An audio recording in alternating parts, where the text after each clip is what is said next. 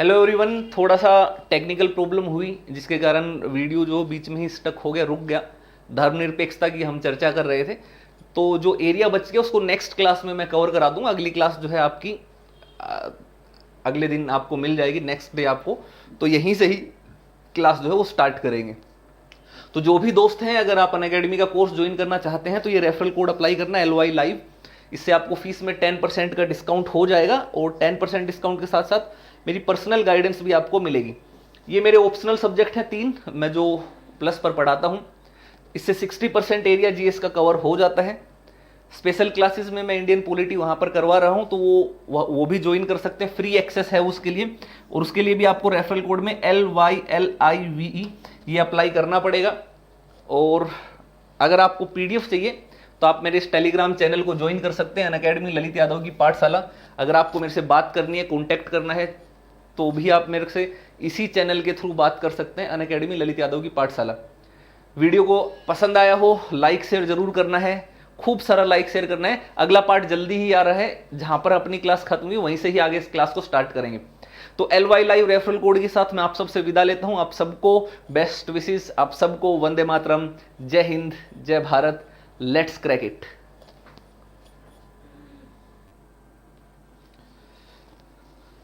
नमस्कार, आप सबका स्वागत है let's crack UPSC CSC Hindi में। मैं ललित यादव अपनी NCERT 11th क्लास की एक और क्लास लेकर के आप सबके सामने हाजिर हूँ। एक मैराथन टाइप की क्लास रहेगी जिसमें हम कोशिश करेंगे कि जो अंतिम चैप्टर है उसको खत्म करने का प्रयास करें। 11th क्लास सबसे इंपॉर्टेंट क्लास है, ध्यान रखिए। एक बार फिर से आपको मैं बताना चाहूँगा कि अगर आप पॉलिटी की तैयारी करते हैं एग्जाम में, GS के पेपर नंबर 2, निबंध और पॉलिटिकल साइंस ऑप्शनल और पब्लिक एडमिनिस्ट्रेशन ऑप्शनल, इन सब में 11th क्लास की जो ये NCERT है पॉलिटी की, वो सबसे ज़्यादा इंपॉर्टेंट रोल प्ले करती है। तो इस NCERT को आप सबसे ज़्यादा फोकस करने की आपको ज़रूरत है। तो इसको ज़रूर पूरी क्लासेस देखिए, प्लेलिस्ट में आपको पूरी क्लासेस मिल जाएंगी। एक और इन्फॉर्मेशन, मेरी जल्दी ही M लक्ष्मीकांत की 32 घंटे की एक क्लास आने वाली है और एक 50 घंटे की क्लास आने वाली है, तो वो भी आप जरूर देखना। इससे पहले 6 से लेकर 10th क्लास की एक 30 घंटे की महामैराथन क्लास मैं कर चुका हूँ, वो भी आप जाकर के सर्च कर सकते हैं, यूट्यूब पर आपको मेरे नाम से मिल जाएंगी। ऐसे ही अंतर्राष्ट्रीय संबंध की 22 घंटे की क्लास हो चुकी है और ऐसे ही आंतरिक सुरक्षा और आपदा प्रबंधन की भी 30 घंटे की एक क्लास हो चुकी है। तो उन सभी को आप यूट्यूब पर सर्च कीजिएगा, आपको सारी क्लासेस मिल जाएंगी। चलिए तो क्लास स्टार्ट करते हैं। आज हम पार्ट 4 पर है, संविधान के राजनीतिक दर्शन के ऊपर। जो नए दोस्त हैं और जो मुझे नहीं जानते हैं उनको मैं बता देता हूँ, मेरा नाम ललित यादव है और मैंने MA किया है पब्लिक एडमिनिस्ट्रेशन पॉलिटिकल साइंस से। B.Ed CTET क्वालिफाई है, MPhil PhD है, नेट क्वालिफाइड है 6 बार। मैं एक सोशल वर्कर भी हूँ। मेरा NGO है जिसका नाम है ललित यादव की पाठशाला, जहाँ पर हम कुछ स्लम्स के बच्चों या सड़क के रोड साइड सड़क के किनारे रहने वाले कुछ बच्चों की मैं हेल्प करता हूँ। अगर वो सब मोटिवेशनल चीज़ें और उन बच्चों में जो बदलाव हुआ है वो सब देखना है तो आप सोशल मीडिया पर मुझे फॉलो कर सकते हैं, फेसबुक, यूट्यूब, इंस्टाग्राम, हर जगह मैं हूँ ललित यादव की पाठशाला के नाम से। अभी तक मेरी 4 बुक्स पब्लिश हो चुकी हैं और पिछले 4 साल से मैं टीचिंग का काम कर रहा हूँ। ये मेरा टेलीग्राम चैनल है, अगर आपको PDF चाहिए तो इसको ज्वाइन कर लीजिएगा। मेरी कॉन्टैक्ट डिटेल चाहिए, मेरे से बात करनी है कॉल पर, तो इस टेलीग्राम चैनल को ज्वाइन कर लीजिएगा। यहाँ पर आपको सारी डिटेल्स मेरी मिल जाएंगी, आप मेरे से डायरेक्ट बात कर पाएंगे। अनअकैडमी ललित यादव की पाठशाला मेरा टेलीग्राम चैनल है। और अगर आप एग्जाम की सिस्टमेटिक तरीके से तैयारी करना चाहते हैं, कम समय में इधर उधर भटके बिना, तो अनअकैडमी का ऑनलाइन कोर्स आप ज्वाइन कर सकते हैं, जहां पर आप लाइव क्लास में अपने टीचर से कोई भी डाउट क्लियर कर सकते हैं।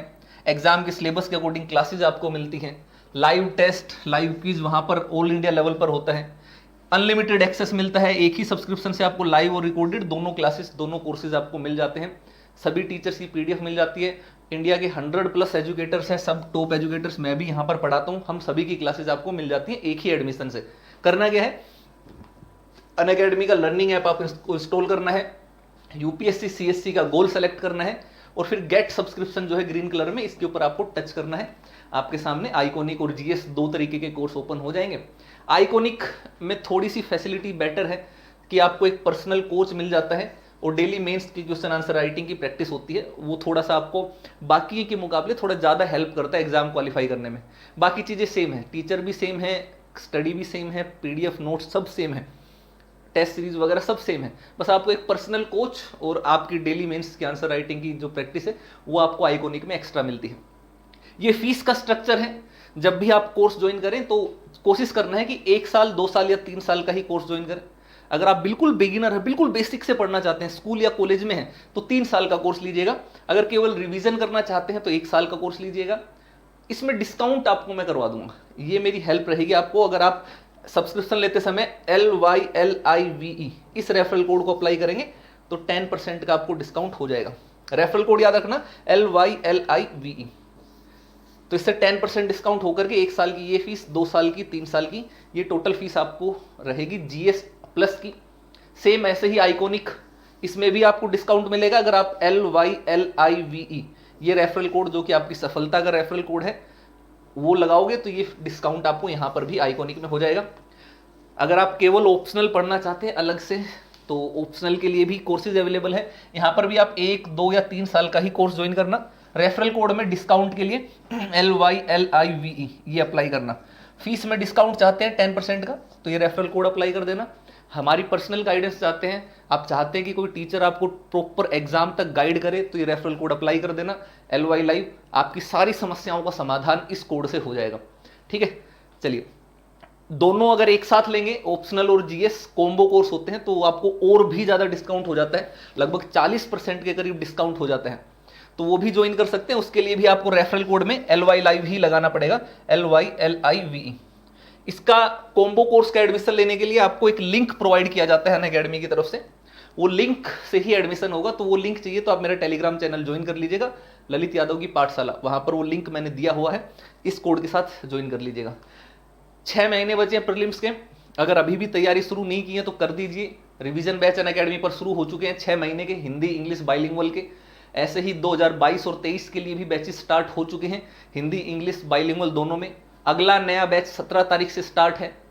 हर हफ्ते कोई ना कोई एक नया बैच जो है अनअकैडमी पर स्टार्ट होता है, हिंदी इंग्लिश और बाइलिंगुअल तीनों में। तो आप जल्दी से ज्वाइन कर सकते हैं LYLIVE रेफरल कोड के साथ। आइकॉनिक की फीस 25 तारीख से बढ़ जाएगी, तो जल्दी से मौका है, ज्वाइन कर लीजिए, जल्दी ही आइकॉनिक की फीस बढ़ने वाली है।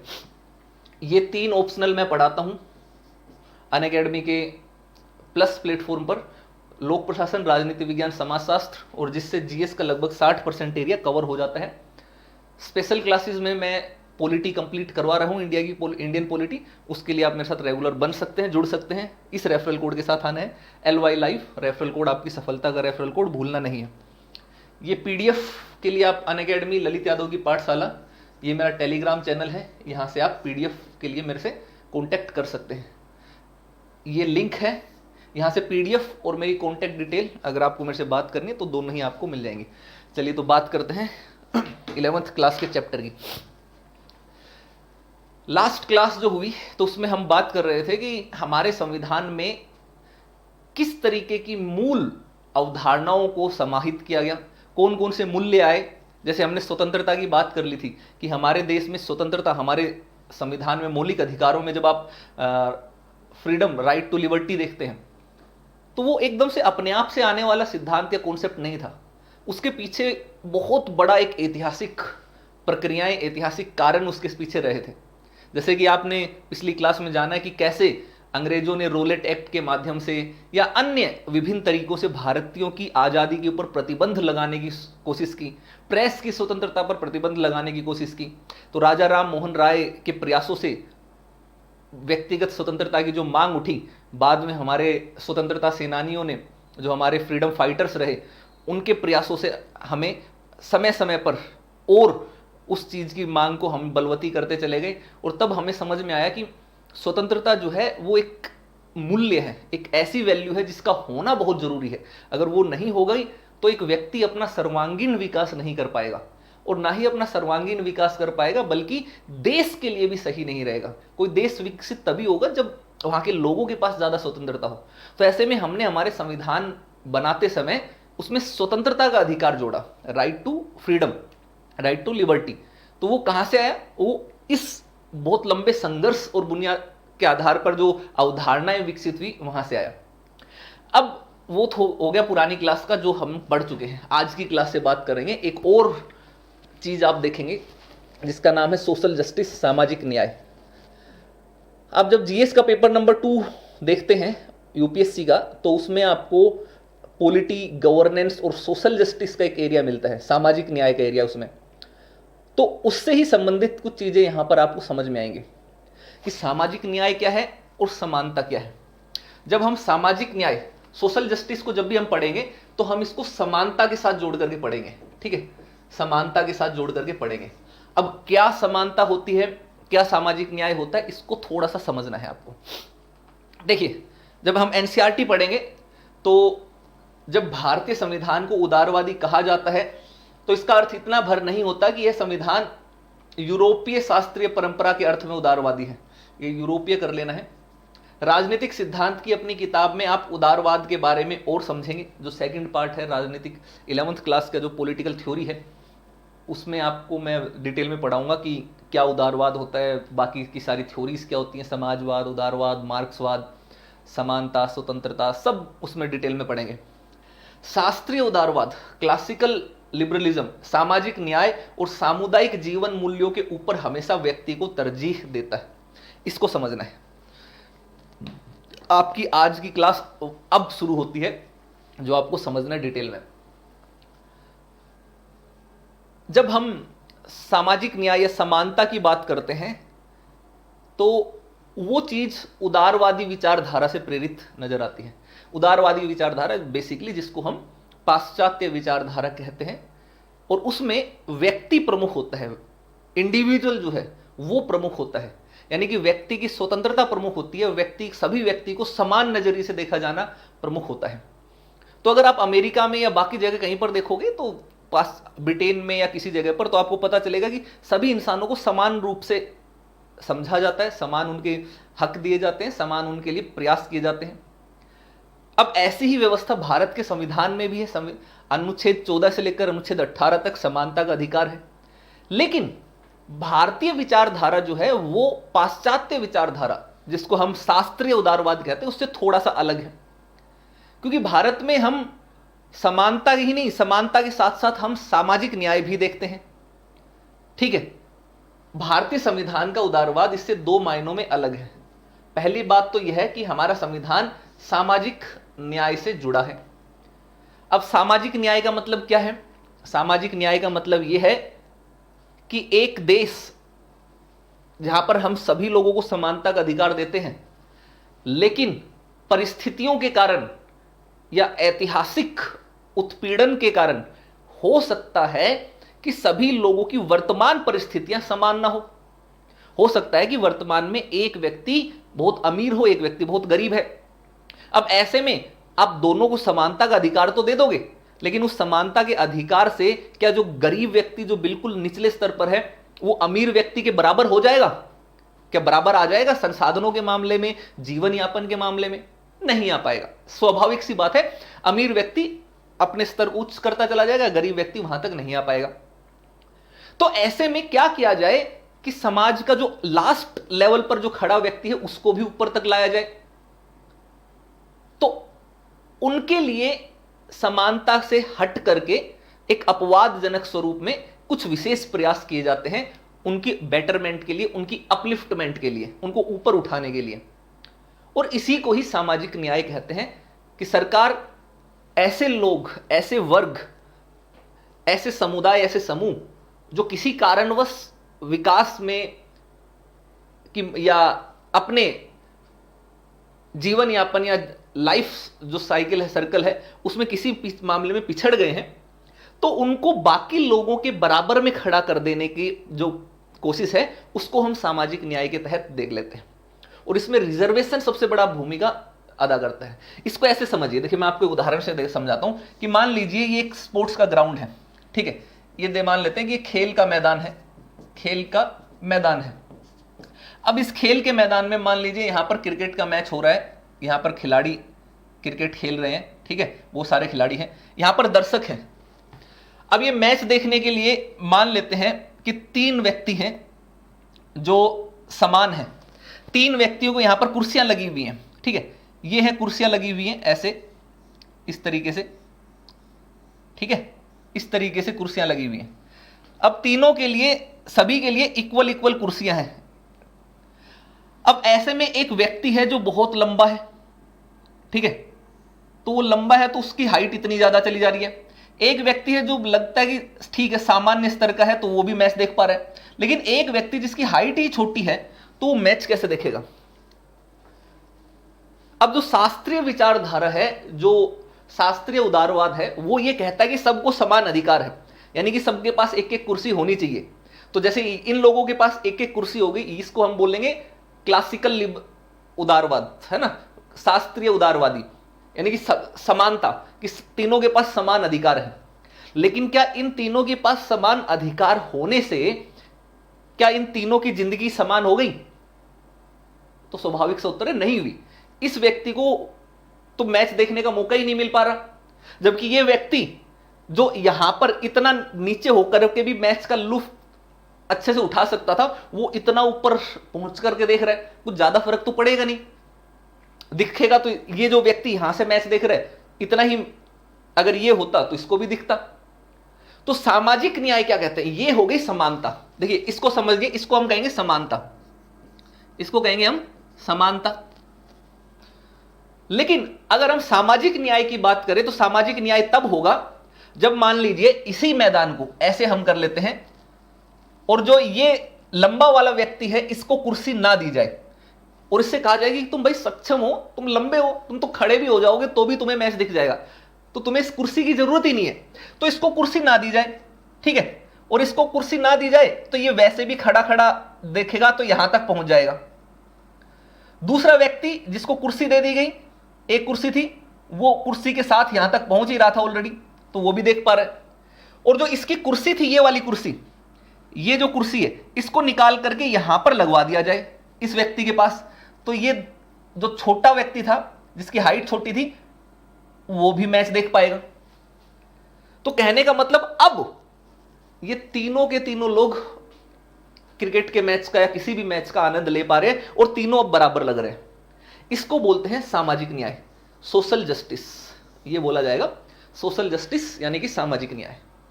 तो भारत की जो अगर परिस्थितियां हम देखते हैं तो भारत के संविधान में ये मूल्य देखने को मिलता है, एक वैल्यू देखने को मिलती है जिसको हम सोशल जस्टिस बोलते हैं, सामाजिक न्याय बोलते हैं। अब आप कहोगे सर ये मूल्य कैसे है? ये समानता को या सामाजिक न्याय को हम मूल्य या अवधारणा क्यों कहते हैं? तो इसके पीछे के कारणों को जानने के लिए समझते हैं हमारे इतिहास का बैकग्राउंड क्या रहा हमारा, ठीक है। अब आप सबको पता है, आप सभी को यह पता है कि जब हम गुलाम थे, उपनिवेश शासन के अधीन थे, तो हमारे साथ एक समान व्यवहार नहीं किया जाता था। तो पहला भेदभाव तो प्रशासन और भारत के आम लोगों के मध्य हो जाता था कि अंग्रेज हमारे साथ समान व्यवहार नहीं करते थे। इसको ऐसे समझिए, सबसे पहला जो हमारे असमानता के कारण थे वो क्या था? ब्रिटिश प्रशासन जो था, ब्रिटिश प्रशासन वो किसके साथ करता था? भारतीयों के साथ करता था, भारतीयों के साथ असमानता रखता था। जैसे आपको पता होगा कि जब ब्रिटिशर्स आते थे तो वो अपने आप को उच्च समझते थे गोरे रंग के कारण। उनको लगता था कि भगवान ने उन्हीं को बना करके भेजा है और वो जो चाहेंगे वो कर सकते हैं, वही सर्वश्रेष्ठ हैं, वही सर्वोच्च हैं। और जो इंडियंस हैं वो ब्लडी ब्लैक इंडियन पीपल हैं, काले लोग हैं, समझदार नहीं है, पढ़े लिखे नहीं है, तो ये तुच्छ प्रजाति के हैं, तो उनको वो अधिकार नहीं देते थे, अपने बराबर नहीं समझते थे, अपने साथ बैठ करके उनको खाना खिलाना पसंद नहीं करते थे, उनके साथ कोई कम्युनिटी हॉल क्लब वगैरह कोई शेयर करना पसंद नहीं करते थे, बराबर अधिकार देना पसंद नहीं करते थे, उनको हर चीज में मामले में दबाया जाता था। तो पहला भेदभाव जो था वो तो ये होता था, ठीक है, भेदभाव का कारण। अब दूसरा भी एक और कारण था। अब आपको लगेगा कि केवल ब्रिटिश प्रशासन ही भारतीयों के साथ करता था भेदभाव, ऐसा नहीं है। एक और जो सबसे खतरनाक किस्म का भेदभाव था वो था भारतीयों द्वारा भारतीयों का, भारतीयों द्वारा भारतीयों का। अब आप कहोगे सर भारतीयों द्वारा भारतीयों का क्या मतलब हुआ? तो इसका मतलब यह हुआ कि भारत का जो स्ट्रक्चर जब हम देखेंगे तो वो जाति प्रथा में जो है वर्ण व्यवस्था और जाति व्यवस्था में जुड़ा हुआ था। ठीक है, एक तो वर्ण व्यवस्था और दूसरी जाति जाति प्रथा। ठीक है, अब वर्ण व्यवस्था आप देखोगे तो उसके अंतर्गत बेसिकली हिंदू धर्म में वर्ण व्यवस्था का वर्णन आपको मिलेगा। 4 प्रकार के वर्ण बताए जाते हैं, ब्राह्मण, क्षत्रिय, वैश्य, शूद्र, और एक और 5वें प्रकार का जो सीढ़ी बनी जिसको हम दलित बोलते हैं। तो बाद में एक अंतिम पैमाने पर रहने वाले व्यक्ति, उनको दलित कहा गया। तो उस वर्ण व्यवस्था में आपने देखा कि ब्राह्मण जो है उनको उच्च दर्जा दिया जाता था। इसको भी मैं आपको एक यहां से एक वो समझाता हूं। स्ट्रक्चर अगर बनाया जाए तो एक मान लेते हैं ये एक स्ट्रक्चर है, तो इस स्ट्रक्चर को अगर हम देखेंगे, ये मान लीजिए सीढ़ी है। ठीक है, तो इस सीढ़ी का जो सबसे ऊपरी पायदान है यहां पर ब्राह्मण होते थे। ठीक है, इसके नीचे फिर आप देखोगे क्षत्रिय होते थे, फिर इसके नीचे आप देखोगे तो यहां पर वैश्य होते थे, नीचे देखोगे तो शूद्र होते थे, और इनसे भी निचले पायदान पर जो होता था उनको आप दलित कहते थे। तो ये एक कैटेगरी डिवाइडेड थी हमारे भारत में। ब्राह्मण को समझा जाता था कि भगवान के दूत हैं, पूजा उपासना करना इनका काम है, शिक्षा दीक्षा करना इनका काम है। क्षत्रियों को समझा जाता था वीर है, युद्ध लड़ना इनका काम है, राजा महाराज बनना इनका काम है। वैश्य को समझा जाता था कि भाई व्यापारी हैं, बिजनेस करते हैं, पैसा कमाते हैं। ठीक है, और शूद्र जो हैं वो इन सभी की सेवा करने वाले लोगों को समझा जाता था। और दलित उनको समझा जाता था जिनको वो इंसान भी नहीं समझते थे, एक तरीके से अछूत समझते थे कि भाई इनका अस्तित्व होना ही खराब है, ये केवल जानवरों का जो डेड बॉडी है या मनुष्यों की डेड बॉडी उनको हटाने, जलाने, साफ करने, बाकी के काम में ही उपयोगी है। तो ऐसी व्यवस्था में, इस वर्ण व्यवस्था में क्या था, इस वर्ण व्यवस्था में आप देखोगे तो बहुत बड़ा भेदभाव ये होता था कि जो ऊपरी वर्ग है ब्राह्मण और क्षत्रिय, वो वैश्य, शूद्र और दलित के साथ हमेशा से ही अन्याय, अत्याचार करते आए। अगर कोई दलित व्यक्ति है, उसको टीचर बनना था तो वो टीचर नहीं बन सकता था। ये वर्ण व्यवस्था इतनी मजबूत थी कि आप इसके बंधनों को तोड़ ही नहीं सकते थे। अगर आप कुम्हार के घर में पैदा हो गए तो आपको कुम्हार ही बनना था, फिर चाहे आपका इंटरेस्ट कोई भी रहा हो, फिर चाहे आप भारत के लिए लड़ना चाहते हो, योद्धा बनना चाहते हो, लेकिन आपको नहीं बनने दिया जाता था।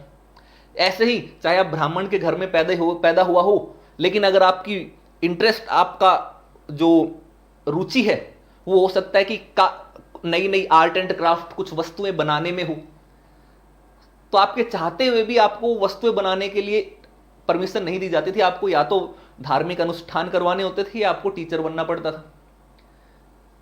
तो एक बहुत ही सख्त किस्म का जो है वर्ण व्यवस्था थी, और उसके कारण निचले स्तर पर जो लोग थे उन वर्णों का बहुत अत्याचार, उनके साथ दमन होता था।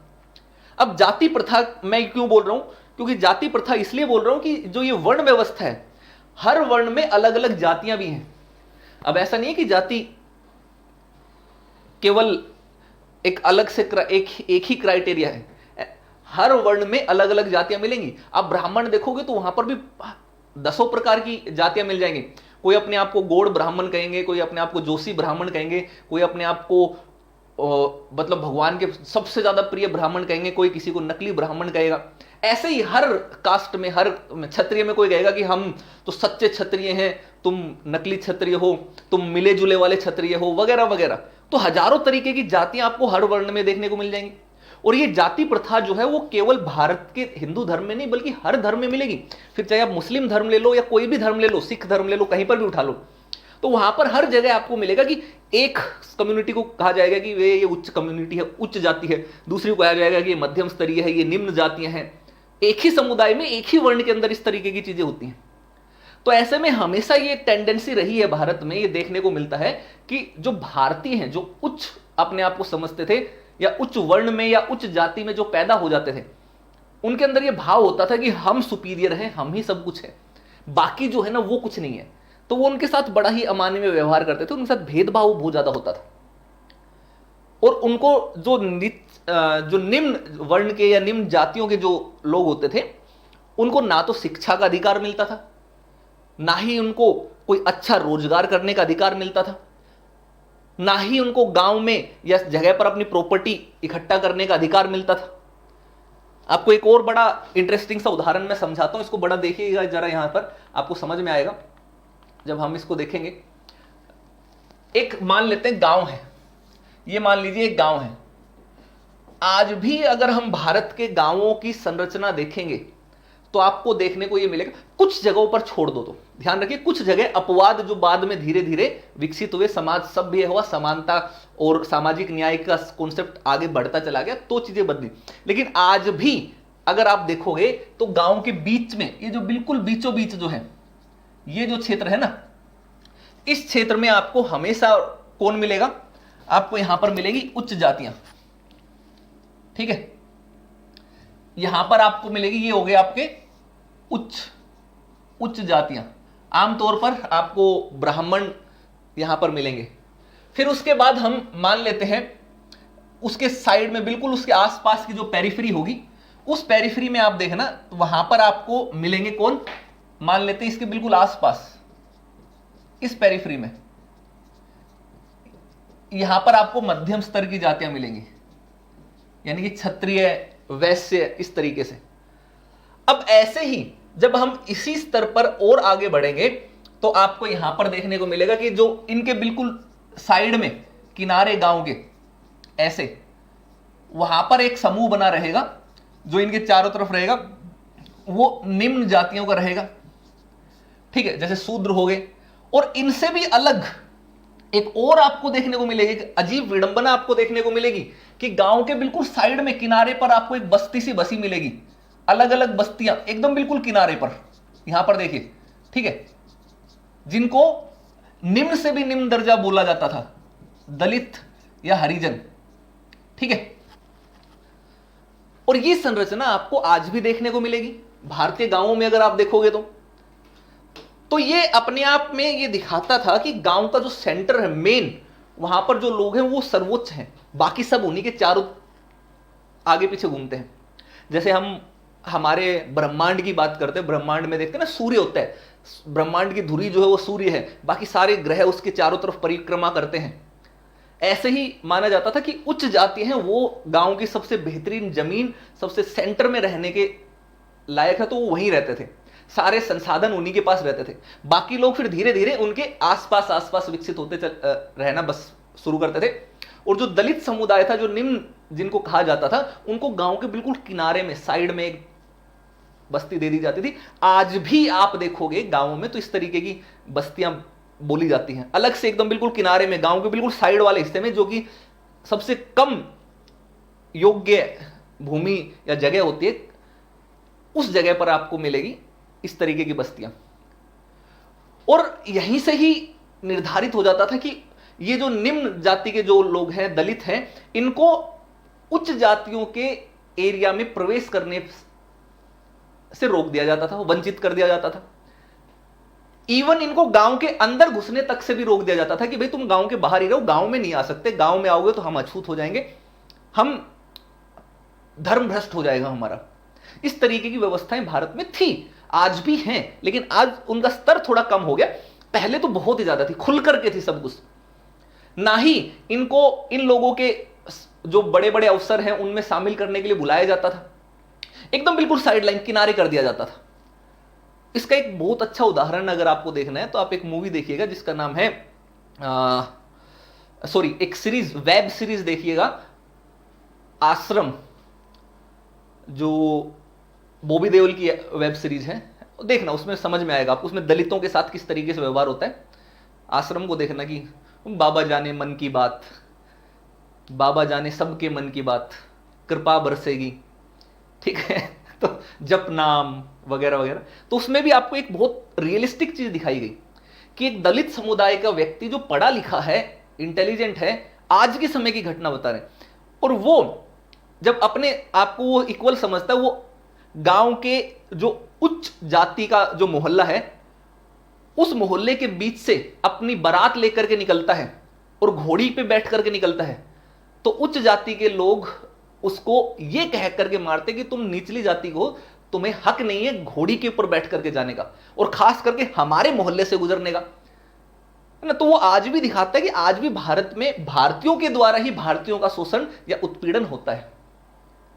तो अब जब इतनी खतरनाक व्यवस्था है जो हमने झेली बहुत पहले से, हमने ब्रिटिशर्स से भी अपमान झेला, इनसे भी भेदभाव हुआ, भारतीयों का भारतीयों के साथ भेदभाव हुआ, तो ऐसे में हमारे संविधान निर्माताओं को यह चीज समझ में आने लगी कि ये एक बहुत बड़ी गंभीर बीमारी या रोग है जो भारतीय समाज को धीरे धीरे दीमक की तरह चट कर जा रहा है, और अगर इस प्रवृत्ति को नहीं रोका गया तो भारत आजाद होना तो छोड़िए, अगर बाई चांस आजाद हो भी गया तो उसको दोबारा से गुलाम बनने में ज्यादा देरी नहीं लगेगी। यह चीज क्लियर हुई। और भारत की विविधता को एकता के सूत्र में पिरोते हुए भारत को बहुत आगे तक लेकर जाने के लिए और सभी भारतीयों को बराबर का हक देने के लिए भारतीय संविधान निर्माता और जो हमारे स्वतंत्रता सेनानी थे, उनको यह समझ में, उनके दिमाग में एक अवधारणा बनी, एक मूल्य आया कि हां, सभी लोग, पहली चीज तो सब लोग बराबर हैं। इसको समझिए, मैं आपसे ये हटा देता हूं यहां से। सबसे पहली चीज उनको जो समझ में आई वो ये आई कि भाई सभी भारतीय बराबर है, सभी भारतीय जो है वो समान है। तो सबसे पहली चीज तो उन्होंने सबको समानता का अधिकार दे दिया। अब ऐसे में जो लोग पहले से ही बहुत ज्यादा पिछड़े हुए थे, जिनके साथ बहुत पहले से अत्याचार हुआ, जिनके पास जमीन नहीं, जायदाद नहीं, शिक्षा नहीं, रहने को घर ढंग से नहीं, खाने पीने की सुविधाएं नहीं, कुछ भी मूलभूत सुविधाएं उनके पास नहीं, उनको गरिमा नहीं, सम्मान नहीं दिया जाता था, तब ऐसे में उनको केवल यह कह देना कि भाई तुम समान हो, तो क्या कोई समान मान लेगा? क्या कोई उनको ऊपर आने देगा? स्वाभाविक सी बात है, नहीं आने देगा। तो ऐसे में तो उनको उठाना पड़ेगा। न्याय क्या कहता है? न्याय तो यह कहता है कि सभी के पास बराबर हो चीजें, बराबर अवसर प्राप्त हो, बराबर संसाधन प्राप्त हो।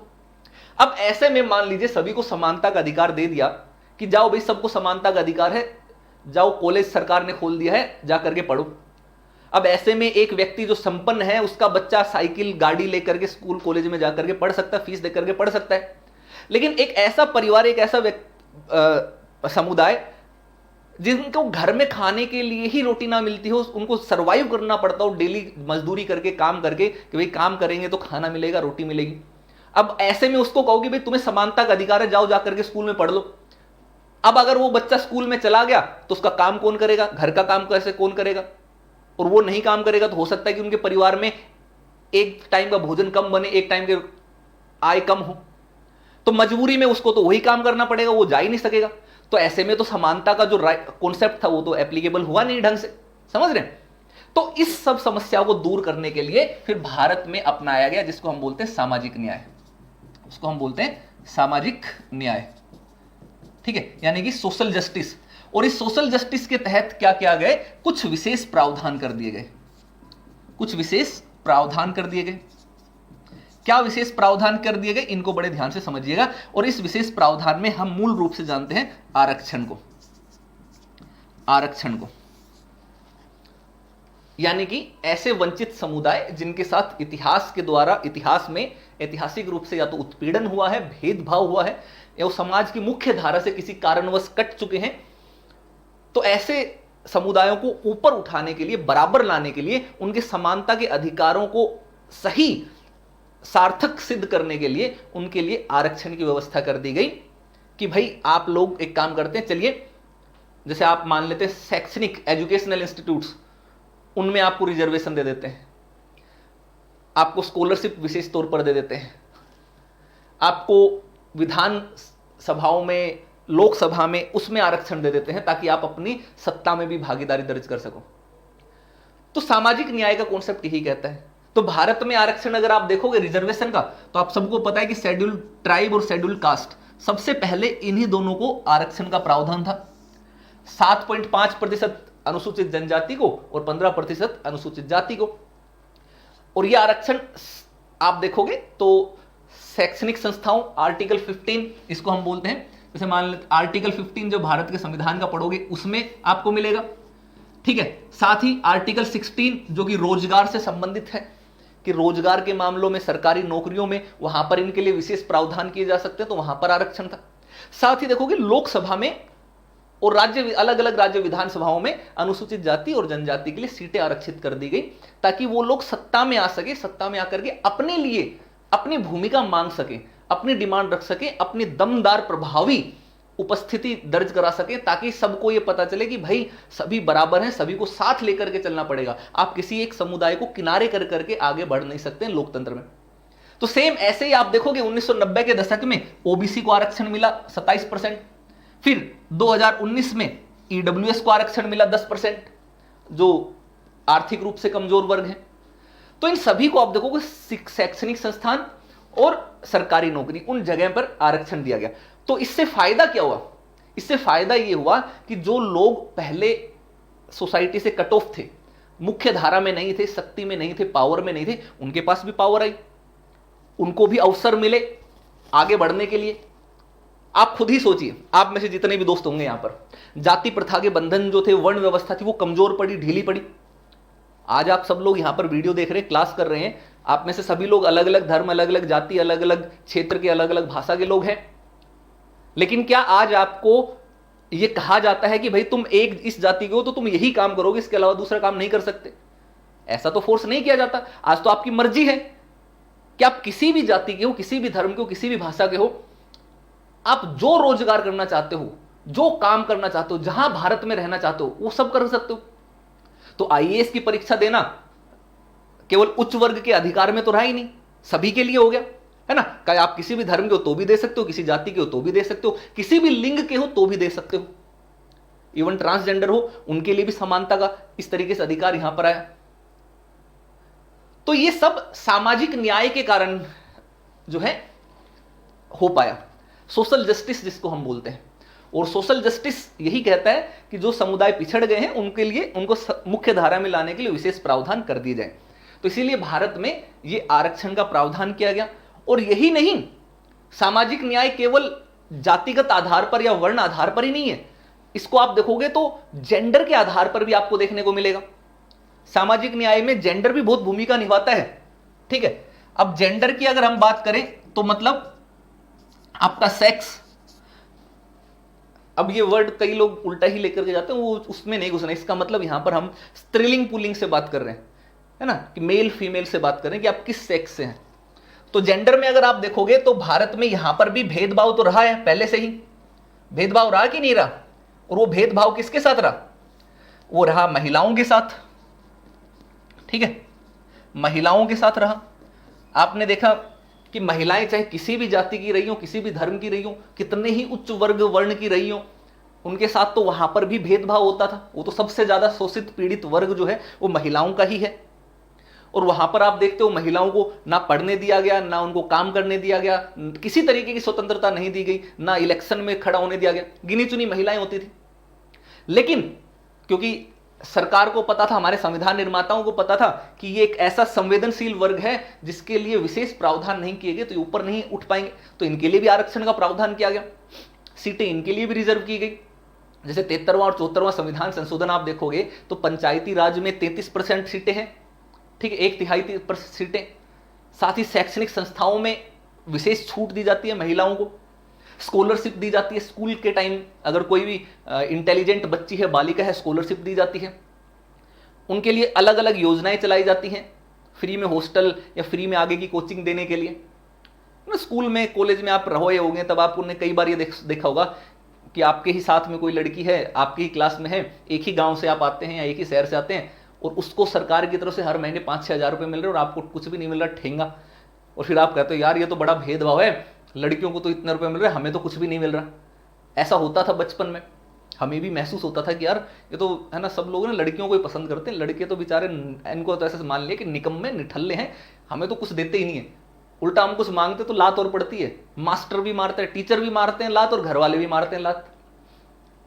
जब स्कूल में होता था, स्कूल में आप देखोगे तो महिलाओं जो बच्चियां हैं, लड़कियां, उनके लिए विशेष कुछ जैसे आयरन की गोलियां या बाकी चीजें उनको प्रदान की जाती है, तो भी हमें लगता था यार इनको कुछ स्पेशली ट्रीटमेंट दिया जा रहा है। तो वो चीज उस समय बच्चे का दिमाग होता है, वो समझ नहीं पाता क्या, लेकिन उसके पीछे की मूल धारणा यही कि उनको समाज में सामाजिक न्याय के तहत एक बराबर अवसर प्राप्त करने का कम से कम अवसर तो मिले, मौका तो मिले, कम से कम वो उस लेवल पर तो आए कि जहां पर वो बाकियों के साथ बराबर खड़े होकर के अपना हक पाने के लिए कोशिश कर सकती हैं। तो इसीलिए उनके लिए आप देखोगे अलग अलग स्कॉलरशिप स्कीमें चलाई जाती हैं ताकि बच्चियों को पढ़ने से ना रोका जाए। उनके लिए खाने पीने के लिए आप देखोगे टीकाकरण की या और अन्य वस्तुएं देने की भी स्कीमें चलाई जाती है ताकि परिवार को लगे कि लड़की बोझ नहीं है।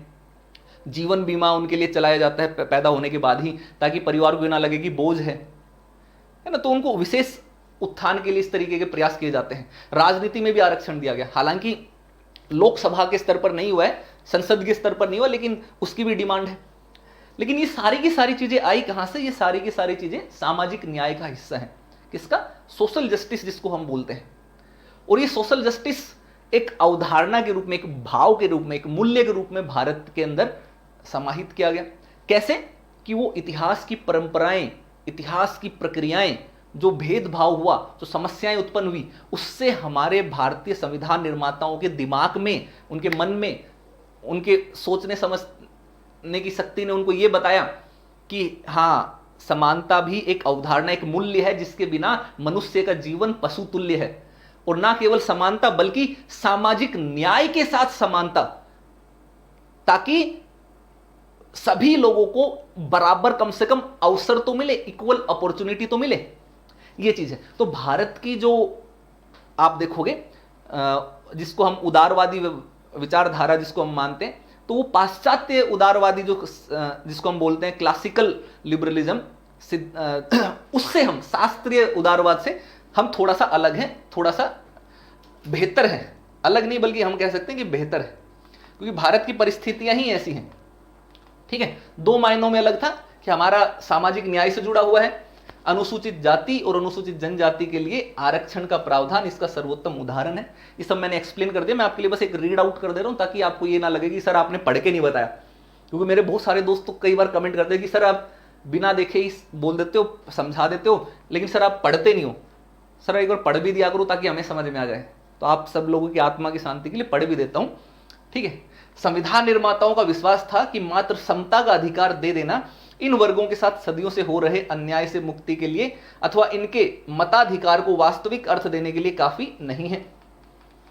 इन वर्गों के हितों को बढ़ावा देने के लिए विशेष संवैधानिक उपायों की जरूरत थी।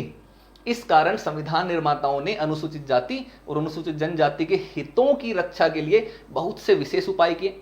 इसका एक उदाहरण है अनुसूचित जाति और अनुसूचित जनजाति के लिए विधायिका में सीटों का आरक्षण। संविधान के विशेष प्रावधानों के कारण ही सरकारी नौकरियों में इन वर्गों को आरक्षण देना संभव हो सका। ठीक है, तो अब मैंने पढ़ के भी बता दिया, चीजें वही है जो आपको मैंने बड़ी डिटेल में एक्सप्लेन की, खोल खोल करके बताया, वही चीज है। आप ये देखो, equality for all. Equality for all का मतलब ये है कि सभी लोग एक अवसर, एक जगह पर समानता के रूप में, है ना, सबको इक्वल अपॉर्चुनिटी मिले। समानता का मतलब ये है। तो आप देखोगे यहां पर एक महिला है ना, उनका रंग अलग है, बच्चे के साथ है। एक महिला है जिनका रंग अलग है लेकिन वो गर्भवती है। एक और महिला है जिनका रंग अलग है ना। एक और महिला है अलग धर्म और अलग रंग और के साथ बच्चे के साथ प्रेग्नेंट है ना। देखो ये सारे, यहां पर एक महिला है, आप देखोगे उसमें जो दिव्यांग है उनके पास भी बच्चा है। अब ऐसे में इन सभी को बराबर लेवल पर लाने के लिए किया जाने वाला प्रयास वो असली समानता कहलाता है। वो असली सामाजिक न्याय के तहत की गई स्वतंत्रता, समानता कही जाती है। ठीक है, अगर केवल हम पश्चिमी पाश्चात्य अगर जो उदारवादी विचारधारा है उसको अगर हम अपनाते तो उसका मतलब ये होता है कि इन सभी को एक ही मान लेते हैं कि इन सभी को एक अधिकार दिया गया कि सबको टीका लगाया जाएगा। ठीक है, और गर्भावस्था में बच्चे की सही हेल्थ के लिए उसको पोषक तत्वों से भरपूर खाना दिया जाएगा, लेकिन उसके लिए आपको एक विशेष स्थान पर नियमित रूप से जाना पड़ेगा। ये हो गई समानता कि भाई सबको बराबर दे दिया, आओ टीका लगवाओ और जो विशेष पोषण है वो ले लो। लेकिन ऐसे में हो सकता है कि भाई कोई ऐसी महिला हो जो वहां पर जा ही ना पाए, तो क्या करोगे? तो पाश्चात्य विचारधारा तो ये कहेगी भाई हमने तो समानता का अधिकार दे रखा है, हमने तो कहा था आ जाओ ले लो। लेकिन जब ये जा ही नहीं सकती, ले ही नहीं सकती, तो इसको समानता का अधिकार कहां मिला? और जब इनको क्या केवल समान पोषक भोजन देने से इनका काम चल जाएगा? जबकि हो सकता है कि इनके लिए विशेष दवाइयों की जरूरत पड़ती हो, हो सकता है कि इनके लिए विशेष भोजन की आवश्यकता पड़ती हो, और हो सकता है कि इनको वहां तक पहुंचने की बजाय इनको घर पर ही वो सारी चीजें प्रदान करने की आवश्यकता पड़ती हो। तो वो जो पाश्चात्य विचारधारा है वो यहां से भारत की विचारधारा के साथ थोड़ी सी मेल नहीं खाती। भारत में क्या किया जाएगा, भारत में इनको इनकी परिस्थितियों के अनुसार विशेष प्रावधान कर दिए जाएंगे। इनको भोजन दवाओं के साथ कि जिस परिस्थिति में है उस परिस्थिति में और खराब सिचुएशन ना हो, तो इनको हो सकता है कि कुछ पैसे की सहायता भी कर दी जाए, मॉनिटरी सहायता भी कर दी जाए, पेंशन के रूप में महीनों महीने के हिसाब से। हो सकता है इनके लिए घर के पास ही सारी की सारी सुविधाएं उपलब्ध करा दी जाए। तो वो सामाजिक न्याय होता है। तो सामाजिक न्याय के तहत क्या हुआ कि एक महिला जिसको गर्भ जो प्रसूति सहायताएं दी जाती है सरकार के द्वारा, वो उनको भी उपलब्ध होगी। लेकिन इनको उपलब्ध कराने के लिए सामाजिक न्याय ने भूमिका निभाई। किसने? सोशल जस्टिस ने। तो उसके आधार पर, सामाजिक न्याय के आधार पर ये इक्वेलिटी आई, ये समानता आई। ये आपको समझना है। क्लियर है कि नहीं? समझ रहे हो कि नहीं? या सर के ऊपर से हवा हवाई हो रहा है, या मैं ऐसे जान लगाए जा रहा हूं यहां पर? इतना जटिल नहीं है ये चीज समझना, ये बड़ा आसान है। जटिल चीज थी वो शुरू के थोड़ा सा जो 1-1.5 घंटे इस चैप्टर 10th चैप्टर का जो शुरुआती जो था वो था, जिसमें आपको फिलोसॉफिकल चीजें जाननी थी। वहां पर धुआं निकलता है कान से, है ना, धाएं धाएं गोलियां चलती हैं, दिमाग घूमता है, बाउंसर जाते हैं सर के ऊपर से कि ये क्या हो रहा है, ये क्या हो रहा है, ये कैसे, वो कैसे, नहीं समझ में आता। लेकिन ये आसान चीजें हैं, ये समझ में आनी चाहिए, और अगर आप क्लास पे ध्यान देंगे तो बिल्कुल समझ में आएगी। और बाकी चीज़ों की टेंशन मत लो कि क्या होगा, कौन सी होगी, सारी क्लासेस पूरी होंगी यहाँ पर, और बाकी की क्लासेस भी लाएंगे। लेकिन आप शेयर करोगे तभी तो लाएंगे भाई। आप शेयर ही नहीं करते, ना लाइक करते हो, ना शेयर करते हो, ना कमेंट करते हो, आप बस उसको देख करके दुबक करके निकल लेते हो और पूरा भी नहीं देखते। तो ऐसे में जब हमें लगता है कि यार क्या यार, इतनी मेहनत करके इतना काम की चीज़ पहुंचाई, समझाई, जो आपको इंसान बना सकती है, एग्जाम में कामयाब कर सकती है, उस चीज़ को तो व्यूज ही नहीं है, उसके ऊपर तो कोई देखने वाले ही नहीं, ना ही शेयर करने वाले। और जो उल्टी सीधी चीज़ें दाएं बाएं से आ रही है कि आज आलिया भट्ट ने पहने पिंक कलर की ड्रेस, उसके ऊपर मिलियंस में, लाखों करोड़ों में व्यूज देख रहे हो आप, और उस पर कमेंट कर रहे हो, wow so cute, so nice. तो फिर हमारा मोटिवेशन भी आता है कि यार कि चलो हम भी दिखाते हैं, हम भी ऐसा ही वीडियो बनाते हैं कि आज पहनी कैटरीना कैफ ने लाल कलर की ड्रेस, आइए जानते हैं क्या क्या खूबियां हैं इस ड्रेस में। तो फिर हम लोग सोचते हैं कि हम तो बेवकूफ ही, निरे निठल्ले ही हैं जो हम लोग आप लोगों के लिए तैयारी करवा रहे हैं। और आप भी बड़े दोहरी चरित्र किस्म की मानसिकता वाले सोच रखते हो। एक तरफ तो कहोगे कि कामयाब होना है, और दूसरी तरफ जब कामयाब होने के लिए जो चीज जरूरी है, जो आवश्यक है, उस चीज को देख ही नहीं रहे, उसके लिए क्योंकि मेहनत करनी पड़ती है, तो वहां पर तो मेहनत कर नहीं रहे। हाँ, बाकी जगह पर फिर भटक रहे, जहां पर आसान लगता है चीजें, वो उधर चले जाते हैं, उनको लगता है उन्हीं से हो जाएगा, फिर दर दर भटकते फिरेंगे आगे लाइफ भर, जिंदगी भर, है ना। तो वो चीज मत करो। हम दोनों एक दूसरे के साथ जुड़े हुए हैं, स्टूडेंट टीचर दोनों एक दूसरे से करीबी रूप से जुड़े हुए हैं। आपको क्वालिटी एजुकेशन चाहिए तो आपको भी अपना नैतिक दायित्व पूरा करना पड़ेगा। आपको भी ऐसे वीडियोस को जिनमें टीचर बहुत मेहनत करता है, ईमानदारी से पढ़ाता है, शेयर करना पड़ेगा। इतने लाखों करोड़ों स्टूडेंट्स हैं, देखते उन तक पता ही नहीं चल पाता है कि इतनी क्वालिटी की क्लासेस हो रही हैं। भाई उसको शेयर तो करो कम से कम सभी तक, टेलीग्राम व्हाट्सएप ग्रुप्स में इतना तो ईमान धर्म रखो कि आपको फ्री में सारी चीजें हमने डिटेल में इतनी क्वालिटी के साथ पढ़ाई है, तो कम से कम एक जिम्मेदारी निभा दो कि शेयर कर दो, ताकि बाकी बच्चे जिन तक जो चीज जरूरत की पहुंचनी चाहिए थी वो नहीं पहुंच पाई, उन तक भी पहुंच जाए। और हमारा मोटिवेशन भी बना रहेगा कि हाँ, कि चलो हम कहीं योगदान देने में कामयाब रहे, कि बहुत सारे लोगों ने देखा और बहुत सारे लोगों की जिंदगी बदलने में हमारा जो है रोल है, तो वो हमारा मोटिवेशन आता है। वो तभी आएगा जब आप लाइक शेयर करोगे। लेकिन नहीं करते तो फिर हमें लगता है कि यार क्या, चलो छोड़ो, फिर नहीं करना। फिर आप लोगों, फिर हम भी उसी तरीके से क्लास लेके आते हैं कि चलो ली तो ली, नहीं ली तो ना ली, क्योंकि वैसे भी कौन सा देख ही रहे हैं, वैसे भी कौन सी पड़ी है उनको तो वो चाहिए सारी की सारी कि छोटी छोटी जादू का मंत्र दे दो कि भाई 1 घंटे में, 2 घंटे में, 3 घंटे में सारी चीज खत्म, बस इससे बन जाओगे आईएएस। इससे नहीं बनोगे दोस्त, ना तो आईएएस क्या कोई भी परीक्षा पास नहीं करोगे। अगर ये टेंडेंसी बना ली कि भाई 10 घंटे में, 5 घंटे में ये खत्म, 2 घंटे में ये खत्म, 1 घंटे में ये खत्म, इसको पढ़ लो, ये ट्रिक ढूंढ लो, इस ट्रिक को ऐसे कर लो तो ये हो जाएगा, ऐसे ऐसे नहीं बनता है। मेहनत करनी पड़ेगी, ईमानदारी से पढ़ना पड़ेगा, डिटेल में पढ़ना पड़ेगा। नहीं पढ़ोगे तो आपका नुकसान है और किसी का नुकसान नहीं है, बाकी सबका काम चल रहा है बड़े अच्छे से। आप ही हो जो इस तरीके के भुलावे में हो, आप ही हो जो भटक रहे हो, नुकसान आपको भरना है। तो वो चीज़ समझ जाओ, जितना समझोगे उतना अच्छा रहेगा। कम से कम इंटरव्यू देख लिया करो, टॉपर लोग हैं जो पढ़ने वाले हैं जो पास हुए उनसे ही सीख लिया करो। लेकिन उनसे नहीं सीखते आप जाते हो कि ये कर देंगे तो वो ऐसा हो जाएगा, है ना, ये 5 बात याद रख लो तो पास कर लोगे, केवल इतनी देर में ये सारा का सारा एरिया खत्म। भाई कहाँ जी रहे हो तुम लोग, पढ़ाई पे ध्यान दो, ठीक है। लगे रहेंगे ऐसी चीज़ों में जो काम की नहीं है और उसको पढ़े जाएंगे 3-3, 4-4, 5-5, 6-6 घंटे तक, और जबकि जरूरत नहीं है उस चीज़ के लिए। स्टैटिक पोर्शन पढ़ना बहुत जरूरी है। स्टैटिक करंट वगैरह की अगर जब भी बात करोगे तो मैंने देखा है कि टेंडेंसी की लोग डेली 3-3, 4-4 घंटे, 5-5 घंटे केवल करंट में दे रहे हैं। तो भाई केवल करंट से नहीं होती है चीज़ें। करंट जरूरी है लेकिन आटे में नमक के जितना जरूरी है, नमक में आटे जितना नहीं है। जब तक स्टैटिक पोर्शन अच्छे से नहीं पढ़ोगे तो बाकी चीज़ें कोई वो नहीं है। तो जो जरूरी है उनके ऊपर ध्यान दो, ठीक है। शेयर करो, लाइक करो, खूब पहुंचाओ लोगों तक। फिर हम भी रेगुलर आएंगे। फिर देखो हम क्यों नहीं आएंगे रेगुलर, फिर हम भी आएंगे उतने जोश और जज्बे से और सारी चीज़ें कंप्लीट कराएंगे, यहीं पर ही कराएंगे, यूट्यूब पर ही करा देंगे। लेकिन उसके लिए लायक तो बनो कम से कम। हमें लगता है कि सीरियस ही नहीं है, नॉन सीरियस है, तो फिर हम क्यों पढ़ाएं, सीधी सी बात है।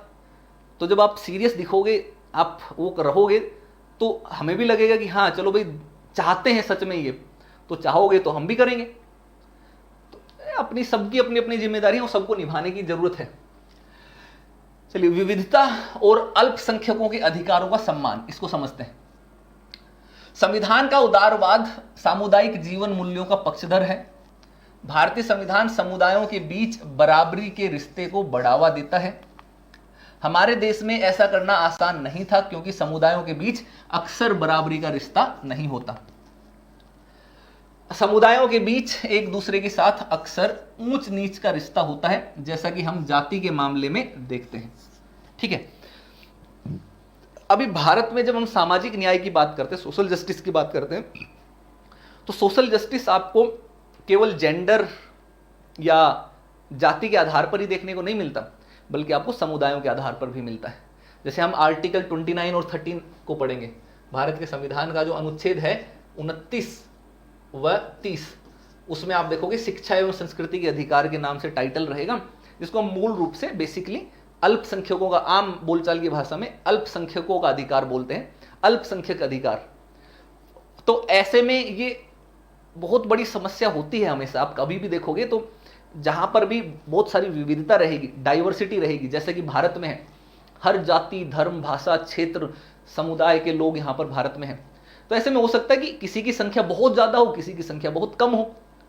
अब ऐसे में किसी की संख्या कम है तो उनको हमेशा ये डर रहेगा कि यार ये बड़ी संख्या वाले, बहुत ज्यादा संख्या वाले कहीं हमारा हक हमसे ना छीन ले, कहीं हमको दबा ना दे, कहीं हमें मतलब बराबरी का दर्जा ना दे, ठीक है, कहीं हमारा बहिष्कार ना कर दिया जाए। इस तरीके का डर हमेशा रहेगा, ये हमेशा ही रहता है। और उनके साथ भेदभाव होने की संभावना भी रहती है। इतिहास यही कहता है कि जब भी आप देखोगे बहुसंख्यकों ने अल्पसंख्यकों के ऊपर बहुत सारे अत्याचार किए हैं, और इतिहास में हमेशा होता रहा है। आप चाहे जर्मनी में हिटलर के शासन को ले लें या किसी भी शासन को आप उठा लें, तो बहुसंख्यक अल्पसंख्यकों के ऊपर अत्याचार करने की जो है वो संभावना उनकी बनी रहती है। तो ऐसे में अल्पसंख्यकों के साथ भी देखोगे संसाधनों के मामले में कि उनके पास संसाधनों के मामले में भी भेदभाव प्राचीन समय से ही रहा है, उनके पास इतने संसाधन नहीं थे। तो उसके लिए भी संविधान ने हमारे एक दूसरे तरीके का, जिसको हम बोलते हैं एक और सामाजिक न्याय का दृष्टिकोण अपनाया, और सामुदायिक आधार पर हमने आरक्षण दिया, या सामुदायिक आधार पर कुछ विशेष व्यवस्थाएं की, जिसको हम अल्पसंख्यक बोलते हैं। जैसे धार्मिक और भाषाई आधार पर हम कुछ विशेष सुविधाएं देते हैं। जैसे अनुच्छेद 29 और 30 आप पढ़ोगे तो आपको पता चलेगा कि इन अल्पसंख्यक का दर्जा प्राप्त समुदायों को अपनी भाषा, अपनी संस्कृति को संरक्षित रखने का अधिकार है।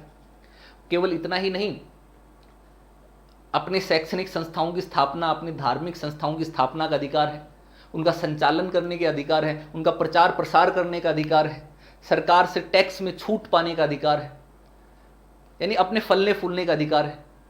और कोई भी उनके ऊपर केवल इस बात पर कि भाई तुम अल्पसंख्यक हो, उनके साथ भेदभाव नहीं कर सकता, ठीक है, जब तक कि कोई चीज असंवैधानिक रूप से गलत ना हो, यानी असंवैधानिक ना हो जाए।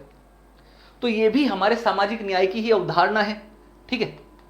और उसी के आया दूसरे, जब समुदाय एक दूसरे को बराबरी का मानते हैं तब बहुधा प्रतिद्वंदी बन जाते हैं, जैसा कि हम धार्मिक समुदायों के मामले में देखते हैं। ऐसा ही होता है। आप देखोगे कि पूरे विश्व में अलग अलग धर्मों के बीच में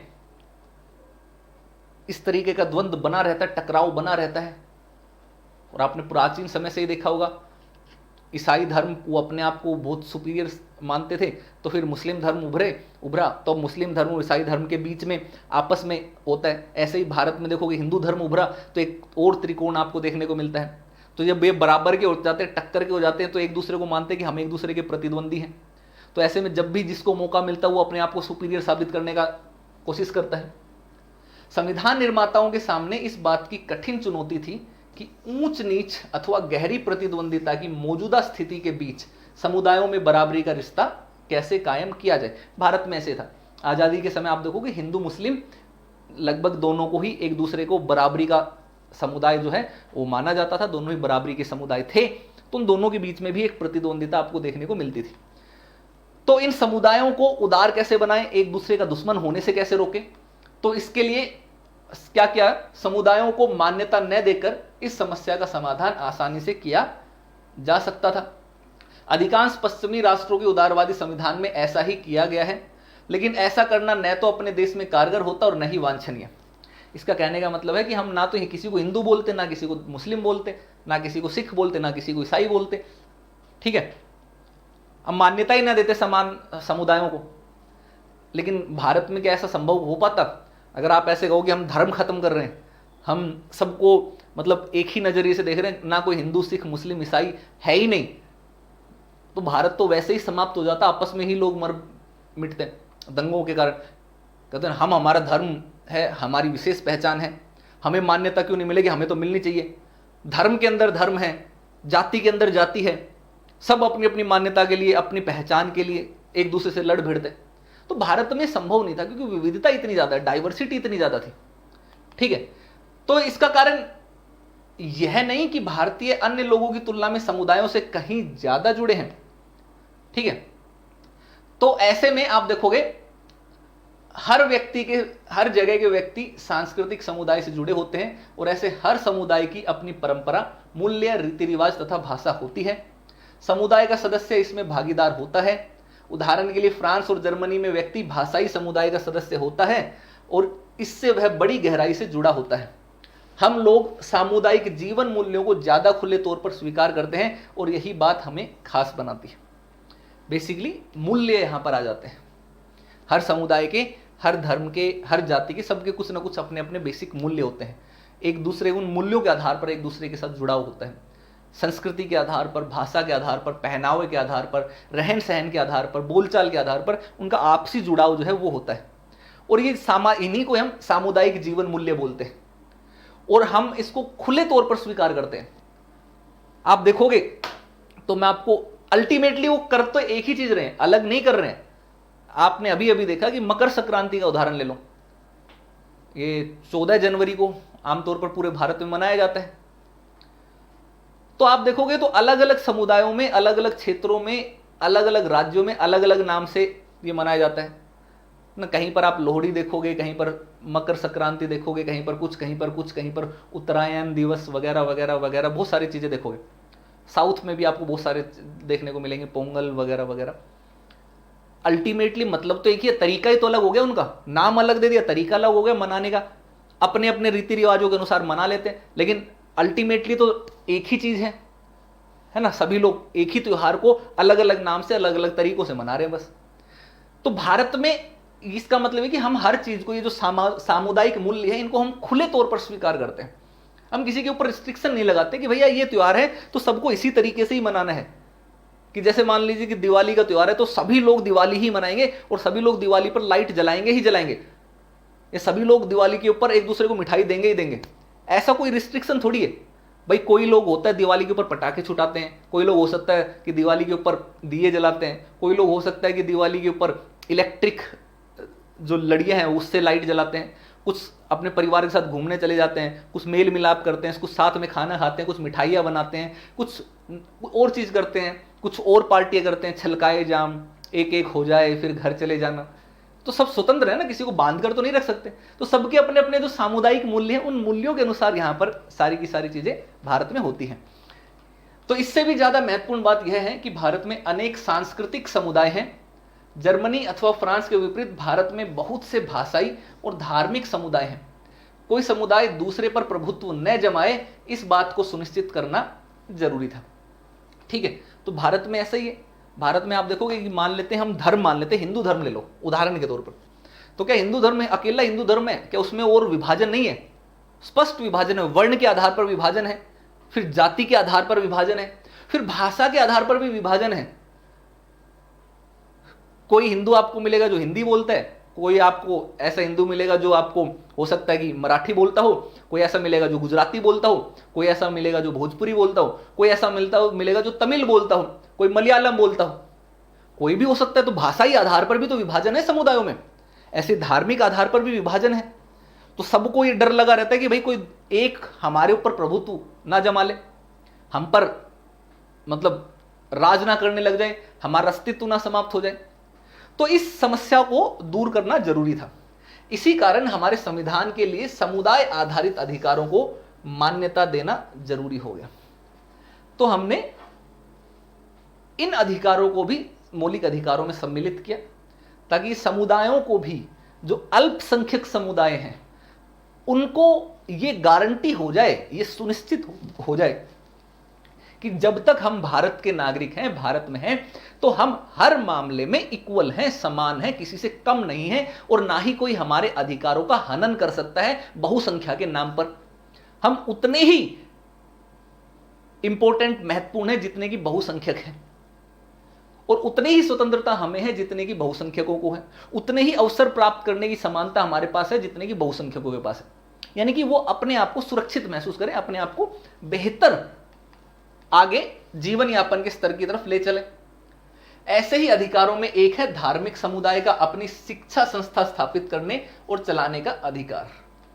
ऐसी संस्थाओं को सरकार धन दे सकती है, और इस प्रावधान से पता चलता है कि भारतीय संविधान धर्म को सिर्फ व्यक्ति का निजी मामला नहीं मानता। ठीक है, आपने देखा धार्मिक स्वतंत्रता के अधिकार हैं, अनुच्छेद 25 से लेकर के आर्टिकल 25 से 28 तक आपको देखने को मिलते हैं। तो उसमें आपको पता चलता है कि अपने धर्म के आधार पर कोई शिक्षा संस्था स्थापित कर सकते हो। जैसे अलग अलग आपको देखोगे तो आरएसएस के कई सारे शिशु मंदिर स्कूल मिलेंगे, कई सारे स्कूल देखने को मिलते हैं। आप देखोगे तो वो हिंदू धर्म का प्रतिनिधित्व करते हैं। आप देखोगे मुस्लिम धर्म के लिए आपको बहुत सारे मदरसे आपको देखने को मिलेंगे, या आप यूनिवर्सिटी देखोगे तो जामिया मिलिया इस्लामिया या अलीगढ़ मुस्लिम यूनिवर्सिटी, इस तरीके की जामिया हमदर्द यूनिवर्सिटी आपको देखने को मिलती हैं। या आप क्रिश्चियन धर्म को देखोगे तो आपको स्कूल मिलेंगे, saint Columbus school, saint Thomas school, Mata Mariam school. ऐसे ही आप देखोगे सिख धर्म के लिए तो Khalsa college, Guru Nanak college school, इस तरीके से मिलेंगे। तो ये सभी देखो अपने अपने धर्म के आधार पर या अपने अपने संस्कृति के आधार पर, उसके आधार पर देखोगे तो अपनी संस्थाएं स्थापित करते हैं। ना केवल स्थापित करते हैं बल्कि सरकार की तरफ से उनको विशेष सुविधाएं भी दी जाती हैं। सरकार उनको धन भी मुहैया कराती है, सरकार उनको प्रशासन करने की स्वतंत्रता भी देती है कि आप अपने अनुसार अपना संस्था का संचालन करिए, प्रचार प्रसार करिए। तो ये क्या दिखाता है? ये दिखाता है कि भारत में अल्पसंख्यक समुदाय जो है उनको हर मामले में बहुसंख्यक के बराबर ही अधिकार हैं, और उनके बराबर अगर नहीं है, किसी मामले में पहले पिछड़ गए हैं, तो उनके बराबर लाने के लिए उनके लिए विशेष प्रावधान कर दिए गए हैं कि आप लीजिए, आप करिए, अपनी शिक्षा का प्रसार कीजिए, धर्म का प्रसार कीजिए, अपना काम कीजिए, सरकार से मदद लीजिए, है ना। तो ये चीज आपको देखने को मिलती है। और भारत के संदर्भ में ये देखना है कि धर्म जो है वो व्यक्ति का निजी मामला नहीं है। यहां पर भारतीय संविधान में ये क्लियर है। ठीक, अब ये बच्चा आता है, समझदार सा, इंटेलिजेंट सा बच्चा, जिसको आप लोग हर बार देखते हैं, और इनको देख करके फिर आपको थोड़ी सी ये होती होगी हमेशा कि यार ये तो बड़ा ही इंटेलिजेंट किस्म का बच्चा है ना। हम जब इसकी उम्र में थे तो हम तो इतना इंटेलिजेंट नहीं होते थे। ये अपने एक और सवाल लेकर के आते हैं। मैं हमेशा सोचता रहता हूं कि आखिर मैं हूं कौन। मेरी बहुत सी पहचान है, मेरी धार्मिक पहचान है, मेरी भाषाई पहचान है, मेरा रिश्ता अपने पैतृक शहर से है, और फिर मैं एक छात्र भी हूं। अब ये बेचारा कंफ्यूज हो गया, शकल से ही देखो दुखी हो गया, दुखी आत्मा। और ये लेकिन इसने बहुत गहरा सवाल उठाया आप खुद को ही देख लीजिए, आप अपने आप को ही एनालाइज कीजिए, आप अपने आप से पूछिए कि आपकी पहचान क्या है, आखिरकार क्या है, क्या आपकी केवल एक सिंगल पहचान है? तो ऐसा नहीं है। आप आज भी देखोगे, अपने आप को एनालाइज करोगे तो आपकी पहचान बनेगी सबसे पहले कि किस धर्म से हो, फिर किस जाति से हो, फिर पारिवारिक बैकग्राउंड कैसे, अमीर गरीब मध्यम वर्ग किस तरीके का है, फिर ग्रामीण हो कि शहरी हो, भाषा कौन सी है ना, रंग कैसा है, लिंग कैसा है, जेंडर कैसा है। तो आप सोचो आपकी 6-7 पहचान अलग अलग मिल जाएंगी, समझ रहे हो? तो आप खुद ही कभी भी ये आइडेंटिफाई नहीं कर पाओगे कि मेरी एक पहचान है। हां, वो अलग बात है कि हम एक देश प्रेम की भावना से ओतप्रोत होकर के हम अपनी पहचान एक ही बार में बताते हैं, बोलते हैं कि हाँ हम भारतीय हैं, वी आर इंडियंस। लेकिन वो देश प्रेम की बातों तक तो ठीक है, लेकिन क्या वास्तविकता में ऐसा है? वास्तविकता में तो आपकी पहचान अलग अलग निकलती है ना। सबसे पहली पहचान पैदा होती है आपकी कि भैया आप क्या हो, आपका लिंग क्या है, सेक्स क्या है, पुल्लिंग हो कि स्त्रीलिंग हो, लड़का हो कि लड़की हो। और वहीं से ही सारी चीजें बदलनी शुरू हो जाती हैं फिर आपके बारे में। वहीं से डिसाइड हो जाता है कि हाँ, जैसे 3 इडियट्स मूवी देखी होगी ना, 3 इडियट्स फिल्म देखी थी, एक देखना, बहुत अच्छी फिल्म है, छात्रों के लिए, छात्र छात्राओं के लिए तो बहुत जरूरी है। उसमें जब बच्चा पैदा होता है तो लड़का अगर होता है तो कहता है मेरा बेटा बड़ा होकर के इंजीनियर बनेगा, लड़की पैदा होती है तो मेरी बेटी बड़ी होकर के या तो डॉक्टर बनेगी या टीचर बनेगी या नर्स बनेगी, उसके अलावा और कुछ नहीं। लेकिन लड़का होगा तो कुछ भी बनेगा। सबके लिए डिसाइड कर देते हैं पहले से ही कि ये लड़की है, ये लड़का है, ये ऐसा करना चाहिए। लड़की को गुड़ियों से खेलना चाहिए, लड़के को आपस में मैनली होना चाहिए, एकदम दबंग होना चाहिए, अच्छा गेम खेलना चाहिए जिससे हिम्मत दिखे, लड़कों को रोना नहीं चाहिए, लड़कियों को रोना चाहिए, वगैरह वगैरह वगैरह। इस तरीके की चीजें समाज में शुरुआत से पैदा से होते ही आपके साथ जुड़ जाती हैं। आपकी पहली पहचान जिस दिन आप पैदा होगे वहीं से होगी। फिर उसके बाद अलग अलग पहचान चलती जाते हैं, किस धर्म से हो, किस जाति से हो, किस बैकग्राउंड से हो, गांव से हो, शहर से हो, भाषा से हो, रंग से हो, रूप से हो, क्या क्या हो, 10 प्रकार की पहचान आपकी है। एक पहचान आपकी नहीं रहती है। और हर पहचान के आधार पर कहीं ना कहीं कोई ना कोई भेदभाव होने की गुंजाइश रहती है, यह ध्यान रखना है। कोई ना कोई भेदभाव होने की गुंजाइश रहती है, कितने भी अधिकार दिए हों लेकिन फिर भी समाज में उस तरीके की गुंजाइश रहती है। इसीलिए उस गुंजाइश को दूर करने के लिए, समाप्त करने के लिए जो अल्पसंख्यक वर्ग थे, अल्पसंख्यक समुदाय थे, उनको विशेष प्रावधान सरकार के द्वारा कर दिए गए। जातियों के लिए आप देखोगे तो आरक्षण हो गया नौकरियों में और शैक्षणिक संस्थानों में। लिंग के आधार पर देखोगे तो स्कॉलरशिप के रूप में या शैक्षणिक संस्थानों और नौकरियों में उनके लिए भी लिंग के आधार पर आरक्षण। ऐसे ही आप देखोगे कि अल्पसंख्यक हैं तो उनके लिए अपने अपने चीज़ों को प्रचार करने, स्थापना करने, विश्वास करने, अपने आप को उत्थान उन्नति की ओर ले जाने के अधिकार। तो हर चीज में आपको विशेष अधिकार देखने को मिलते हैं। ठीक है, समझ में आया कि नहीं आया, या सर के ऊपर से निकला? थोड़ा सा तेज बोल समझाए आज, है ना, थोड़ा धीरे नहीं चले। कई लोगों की शिकायत हो सकती है कि सर आप तो आज तो बड़ी स्पीड में चले, धीरे धीरे नहीं चले। धीरे धीरे धीरे करना चाहिए था, है ना, धीमे धीमे धीमे धीमे। गाना एक स्लोली स्लोली स्लोली स्लोली, गाना ऐसे खतरनाक किस्म के गाने होते हैं, लेकिन वो इसी तरीके से जरूरी था। वो ठीक है, वो सही पेस पर हम चले हैं, उसी के अनुसार चीज़ें चलेंगे। उम्मीद कर रहा हूँ कि समझ में आया होगा। ऐसा मत करना कि यहाँ पर जान लड़ा दी और आपको समझ में, आप दिमाग कहीं और लड़ा रहे हैं। ठीक है, तो बहुत रियलिस्टिक चीज़ों के साथ जोड़ करके मैंने आपको सामाजिक न्याय का जो कॉन्सेप्ट है वो यहाँ पर मैंने आपको समझाया है। ठीक है, यहाँ पर केम पणिक्कर का एक उदाहरण था, वो केम पणिक्कर का उदाहरण यहाँ पर आया नहीं है, देख लेता हूँ, इधर दिया नहीं है।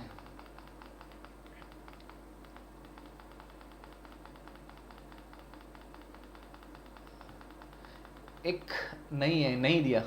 केम पणिक्कर की एक बहुत अच्छी स्टेटमेंट थी यहाँ पर, वो स्टेटमेंट यहाँ पर नहीं दी गई है। कोई बात नहीं, ठीक है, अपन वो तो देखते रहेंगे, उसको मैं करा दूंगा। अब चलते हैं अगले उसके ऊपर। ठीक,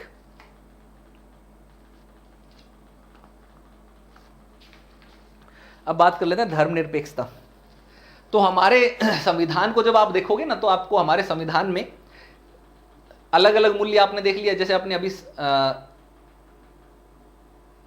सामाजिक न्याय का कॉन्सेप्ट आपने देखा, उससे पहले आपने स्वतंत्रता का देखा, ऐसे ही अब एक अगला कॉन्सेप्ट है जिस पर हम चर्चा करने वाले हैं, और वो है धर्मनिरपेक्षता।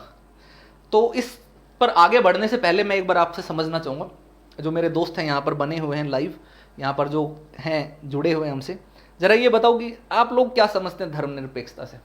आखिरकार है क्या सेक्युलरिज्म, धर्मनिरपेक्षता क्या चीज़ है, किस चिड़िया का नाम है, क्या बला है? जल्दी से मेरे को एक बार कमेंट में बताइए, मैं वेट कर रहा हूँ आप सभी का। चलिए आंसर दीजिए जल्दी से, क्या आप लोग क्या समझते हैं? मैं एक बार जानना चाहता हूँ कि मेरे दोस्त जो इतने इस लेवल के एग्जाम की तैयारी कर रहे हैं वो क्या समझते हैं धर्मनिरपेक्षता का मतलब क्या है? चलिए सभी लोग कमेंट कीजिए।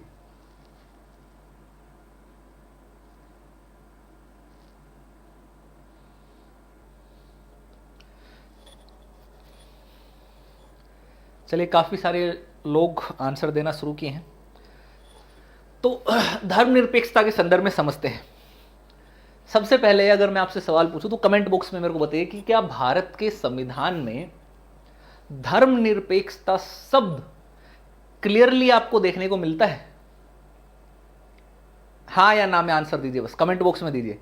क्या आपको भारत के संविधान में धर्मनिरपेक्षता शब्द स्पष्ट तौर पर देखने को मिलता है?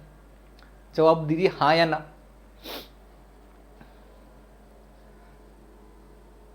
तो इसका आंसर रहेगा शब्द देखने को नहीं मिलता है, लेकिन भाव देखने को मिलता है, एसेंस देखने को मिलता है, इसका मतलब देखने को मिलता है। धर्मनिरपेक्षता की जगह हमारे संविधान में हमने पंथ निरपेक्ष वर्ड हिंदी माध्यम के लिए यूज किया है, और मूल संविधान में वो भी नहीं था।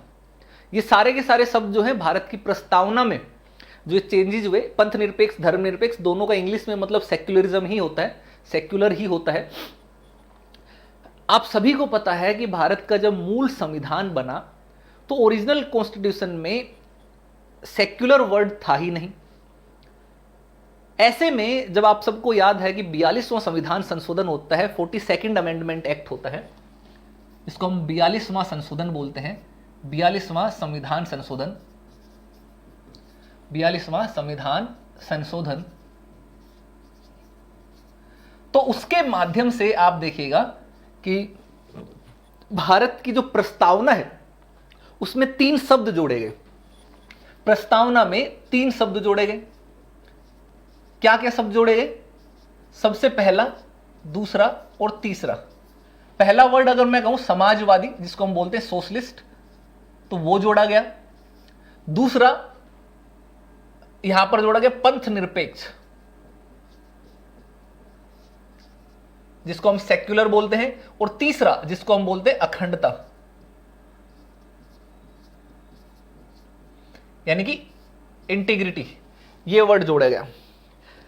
इसके बाद से औपचारिक रूप से हमारे संविधान में सेक्युलर वर्ड का समावेशन भी हो गया, जो कि उससे पहले औपचारिक रूप से नहीं था। लेकिन मुद्दा यह आता है कि क्या 1976 में, 1976 में ये जो संविधान संशोधन हुआ, 42वां संविधान संशोधन, 42nd अमेंडमेंट हुआ, क्या इससे पहले भारत एक धर्मनिरपेक्ष राष्ट्र नहीं था? क्या इससे पहले भारत में सेक्युलरिज्म नहीं था?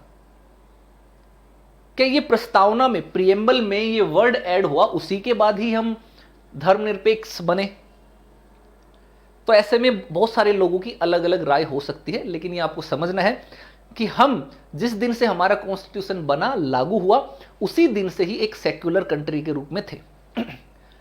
हाँ, सेक्युलरिज्म वर्ड अलग से डिफाइन करके अलग से स्पेशली नहीं डाला गया था, लेकिन अलग अलग कॉन्स्टिट्यूशन के आर्टिकल्स ऐसे थे जो हमें सेक्युलर बनाते थे, जो हमें क्या बनाते, धर्मनिरपेक्ष बनाते थे। अब आप कहोगे ऐसे आर्टिकल कौन है, तो मैं आपको एक बार बता देता हूं। जैसे अगर हम बात कर ले, अगर हमारे कॉन्स्टिट्यूशन का आर्टिकल 14 इक्वेलिटी बिफोर लॉ और इक्वल प्रोटेक्शन ऑफ लॉ, कानून के समक्ष समानता, ठीक है, और कानून के समक्ष समान संरक्षण, तो सभी के लिए बराबर अधिकार, कोई जाति धर्म, इसके लिए आप देखोगे विशेष प्रावधान इसमें नहीं किए गए। तो इसका मतलब सभी लोगों को पहले तो हमने यहीं से समान समझा। दूसरा अगर आप देखोगे तो आर्टिकल 15 अनुच्छेद 15, उसमें क्लियरली लिखा गया है कि जाति धर्म भाषा लिंग, भाषा के धर्म, इसमें धर्म भी लिखा हुआ है, रिलीजन, उसके आधार पर किसी भी सार्वजनिक स्थान पर प्रवेश करने को लेकर किसी के साथ भेदभाव नहीं किया जाएगा। तो ऐसे में ये क्लियर है कि यहां पर आप ऐसा नहीं कर सकते कि कोई एक विशेष धर्म का है तो उसको किसी दूसरी जगह पर जाने से रोक दो, है ना। यानी कि धर्म के आधार पर सबको इक्वेलिटी, बराबरी दे दी राज्य ने। पहले वाले से सीधा सब 14 से समझ में आया कि राज्य के लिए सभी धर्म, सभी समाज, व्यक्ति, सभी जाति, सब लोग बराबर हैं। 15 आर्टिकल 15 से यह समझ में आया कि धर्म के आधार पर आप सार्वजनिक स्थानों पर कोई भेदभाव नहीं कर सकते। अनुच्छेद 16, उससे आपको क्या समझ में आया, नौकरियां, सरकारी नौकरी या रोजगार। 15 में हम लिख सकते हैं, ये 14 में हम लिख सकते हैं कि राज्य के समक्ष समानता, राज्य के समक्ष समानता। आर्टिकल 15, धर्म के आधार पर सार्वजनिक स्थानों पर सार्वजनिक प्रवेश संबंधी समानता। और अनुच्छेद 16, रोजगार, सार्वजनिक यानी कि सरकारी नौकरियां, सार्वजनिक रोजगार संबंधी, रोजगार संबंधी। तो धर्म के आधार पर क्या आपने कभी देखा है कि पोस्ट निकलती हैं, वैकेंसीज निकलती हैं, तो उसमें धर्म के आधार से आपसे नौकरी मांगी जाती हो। किसी सरकारी संस्थाओं में कहा जाता हो कि भाई कि आईएएस का पद है तो उसमें 30% सीट मुस्लिम के लिए रिजर्व हैं, 60% सीट हिंदुओं के लिए रिजर्व हैं, 10% सिख, 5% सीट सिख के लिए, बाकी अलग अलग के लिए। ऐसे तो नहीं किया जाता, सभी धर्मों को इक्वल अपॉर्चुनिटी है।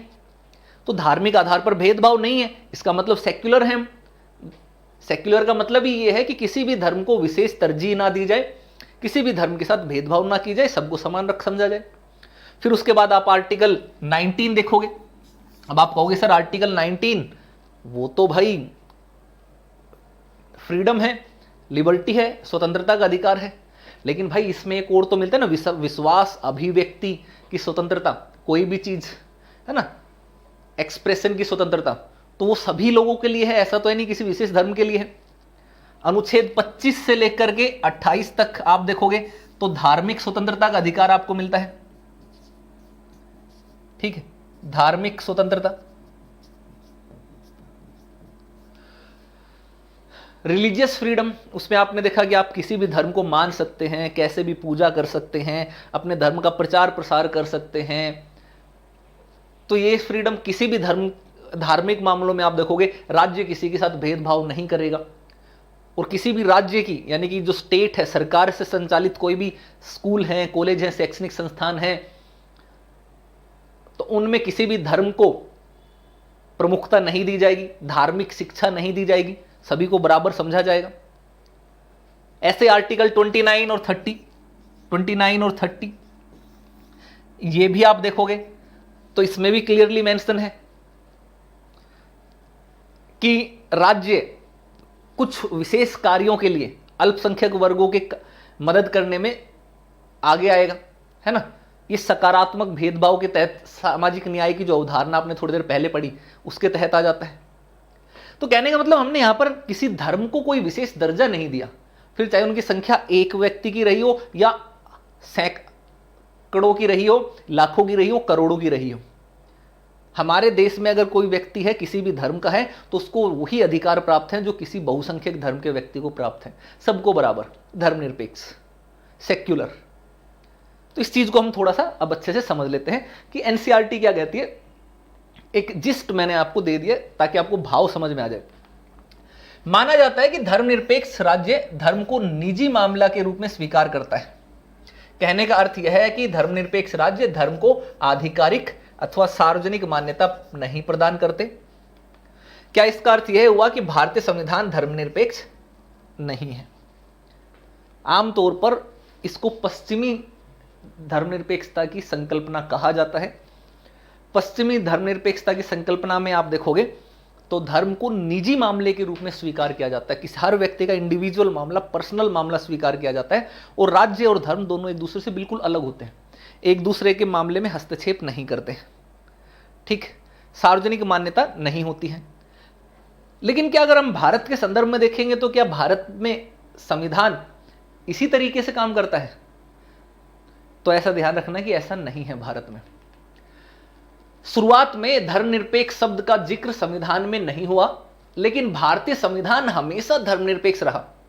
हां, यह भी है कि मुख्य धारा की पश्चिमी धारणा में व्यक्ति की स्वतंत्रता और व्यक्ति की नागरिकता से संबंधित अधिकारों की रक्षा के लिए धर्मनिरपेक्षता को धर्म और राज्य के पारस्परिक निषेध के रूप में देखा गया।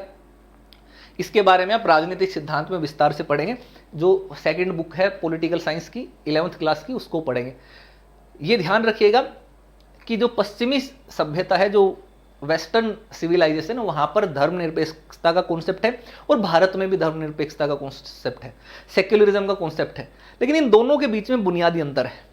बुनियादी अंतर यह है कि जो पश्चिमी अवधारणा है वो ये कहती है कि राज्य और धर्म दोनों एक दूसरे से बिल्कुल अलग हैं और दोनों एक दूसरे के मामले में बिल्कुल भी हस्तक्षेप नहीं कर सकते, कुछ भी हो जाए। भारत में क्या है, भारत की धर्मनिरपेक्षता कहती है कि भाई धर्म और राज्य दोनों एक दूसरे से बिल्कुल अलग नहीं है, बल्कि दोनों एक दूसरे से जुड़े हुए हैं। हां, राज्य का कोई धर्म नहीं होगा, राज्य धर्म के आधार पर किसी के साथ भेदभाव नहीं करेगा, लेकिन इसका मतलब यह नहीं है कि राज्य हस्तक्षेप नहीं कर सकता धार्मिक मामलों में, और इसका मतलब यह भी नहीं है कि धर्म कुछ मामलों में राज्य को प्रभावित नहीं कर सकता। जैसा कि आप देखते हैं ना कि वोटिंग बिहेवियर होता है तो धर्म का बड़ा सहारा लिया जाता है, या कोई बहुत महत्वपूर्ण निर्णय आता है तो उस निर्णय के पक्ष में जन समर्थन इकट्ठा करने में भी धर्म का सहारा लिया जाता है। तो भारत में धर्म और राज्य एक दूसरे के साथ बिल्कुल अभिन्न रूप से जुड़े हुए हैं। उन दोनों को ऐसा कहना है कि दोनों एक दूसरे के मामले में बिल्कुल हस्तक्षेप नहीं कर सकते, तो नहीं, राज्य धर्म के मामले में हस्तक्षेप करता है। इवन धर्म भी राज्य को प्रभावित करता है। इसको समझाऊंगा मैं अभी धीरे धीरे। बस ये समझ लेना है कि अभी कि हम पश्चिमी जो सभ्यता है, पश्चिमी जो सिद्धांत है धर्मनिरपेक्षता का, उससे हमारा कॉन्सेप्ट थोड़ा सा अलग है, हम उनसे अलग है। क्या हमें राजनीतिक सिद्धांत का पाठ्यक्रम पढ़ाने की शुरुआत हो गई है? यहां पर सवाल आ गया है, और आप सभी लोग भी इसी तरीके से काफी समय से बहुत सारे लोग बोलते भी जा रहे हैं कि सर पॉलिटिकल थ्योरी कब पढ़ाएंगे, पॉलिटिकल थ्योरी कब पढ़ाएंगे, सेकंड पेपर कब पढ़ाएंगे। तो पॉलिटिकल थ्योरी की एक तरीके से सिद्धांत की जो कुछ बुनियादी चीजें हैं वो आपको इसी चैप्टर में मिल गई। आपने स्वतंत्रता देखी, आपने सामाजिक न्याय देखा, अब आप धर्मनिरपेक्षता देख रहे हैं। तो ये सारे बेसिक कॉन्सेप्ट आपको थ्योरी में यही पढ़ने हैं, वहां पर थोड़ा डिटेल में पढ़ेंगे, लेकिन यहां पर आपने बेसिक चीजें शुरुआत कर दी है, प्रारंभ कर दिया। और आप में से बहुत सारे हो सकते हैं कहेंगे कि सर थ्योरीज तो सर बड़ी जटिल है। सर नहीं, मतलब आंखों कानों नाकों से सब कहीं से धुआं निकल रहा है, सभी के आंख कान नाक से धुआं निकल रहा है, सर बड़ा कठिन है। लेकिन ध्यान रखिए दोस्त, सफलता की डगर भी कठिन ही होती है, आसानी से मिल जाए वो मंजिल नहीं, और ना ही उसकी कीमत आपको पता रहती है। जब आप मेहनत करके थोड़ा कठिन डगर पार करके फिर जाते हैं तो उस सफलता की एक पहचान, उसका मूल्य वही एक अलग होता है, एक अंदाज, एक आनंद, एक अनुभूति, वही बिल्कुल आपको अलग रहता है। तो थोड़ा सा कष्ट तो कुछ चीजों में होगा, और ये कष्ट लेकर के आप केवल एग्जाम पास नहीं करेंगे बल्कि एक इंसान भी बन जाएंगे, ये ध्यान रखिए। ये थ्योरीज हैं, जो राजनीतिक सिद्धांत है, ये सिद्धांत हमें एक अच्छा इंसान बनाने में भी बहुत बड़ी भूमिका निभाते हैं। एक अच्छे इंसान के रूप में आप बहुत सारी चीजों को समझोगे, आपका लोगों को देखने का, समाज को देखने का नजरिया ही बदल जाएगा जब आप राजनीतिक सिद्धांत अच्छे से पढ़ लेंगे मेरे साथ।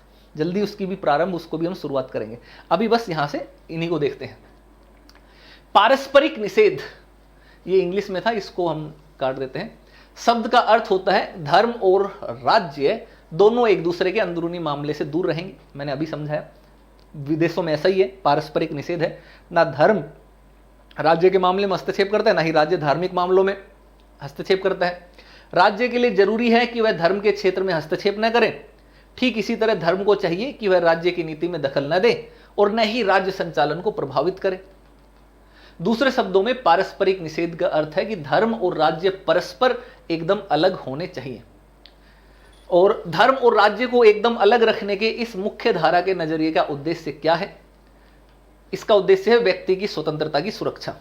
जो राज्य संगठित धर्म को समर्थन देता है वह पहले से ही मजबूत धर्म को और ताकतवर बनाता है। अब पश्चिमी सभ्यता में क्या होता था? पश्चिमी, अगर आप धर्मनिरपेक्षता का कॉन्सेप्ट देखोगे तो उसमें क्लियर है, उसमें अगर कोई एक धर्म है तो उस धर्म के भी अलग अलग ब्रांचेस, एक तरीके से उपधर्म एक तरीके से बन जाते हैं। और जैसे आप क्रिश्चियनिटी को ले लीजिए, ईसाइयत को ले लीजिए, तो वहां पर चर्च जो है उसको प्रमुख माना जाता है, उनका धर्म का प्रमुख जो है।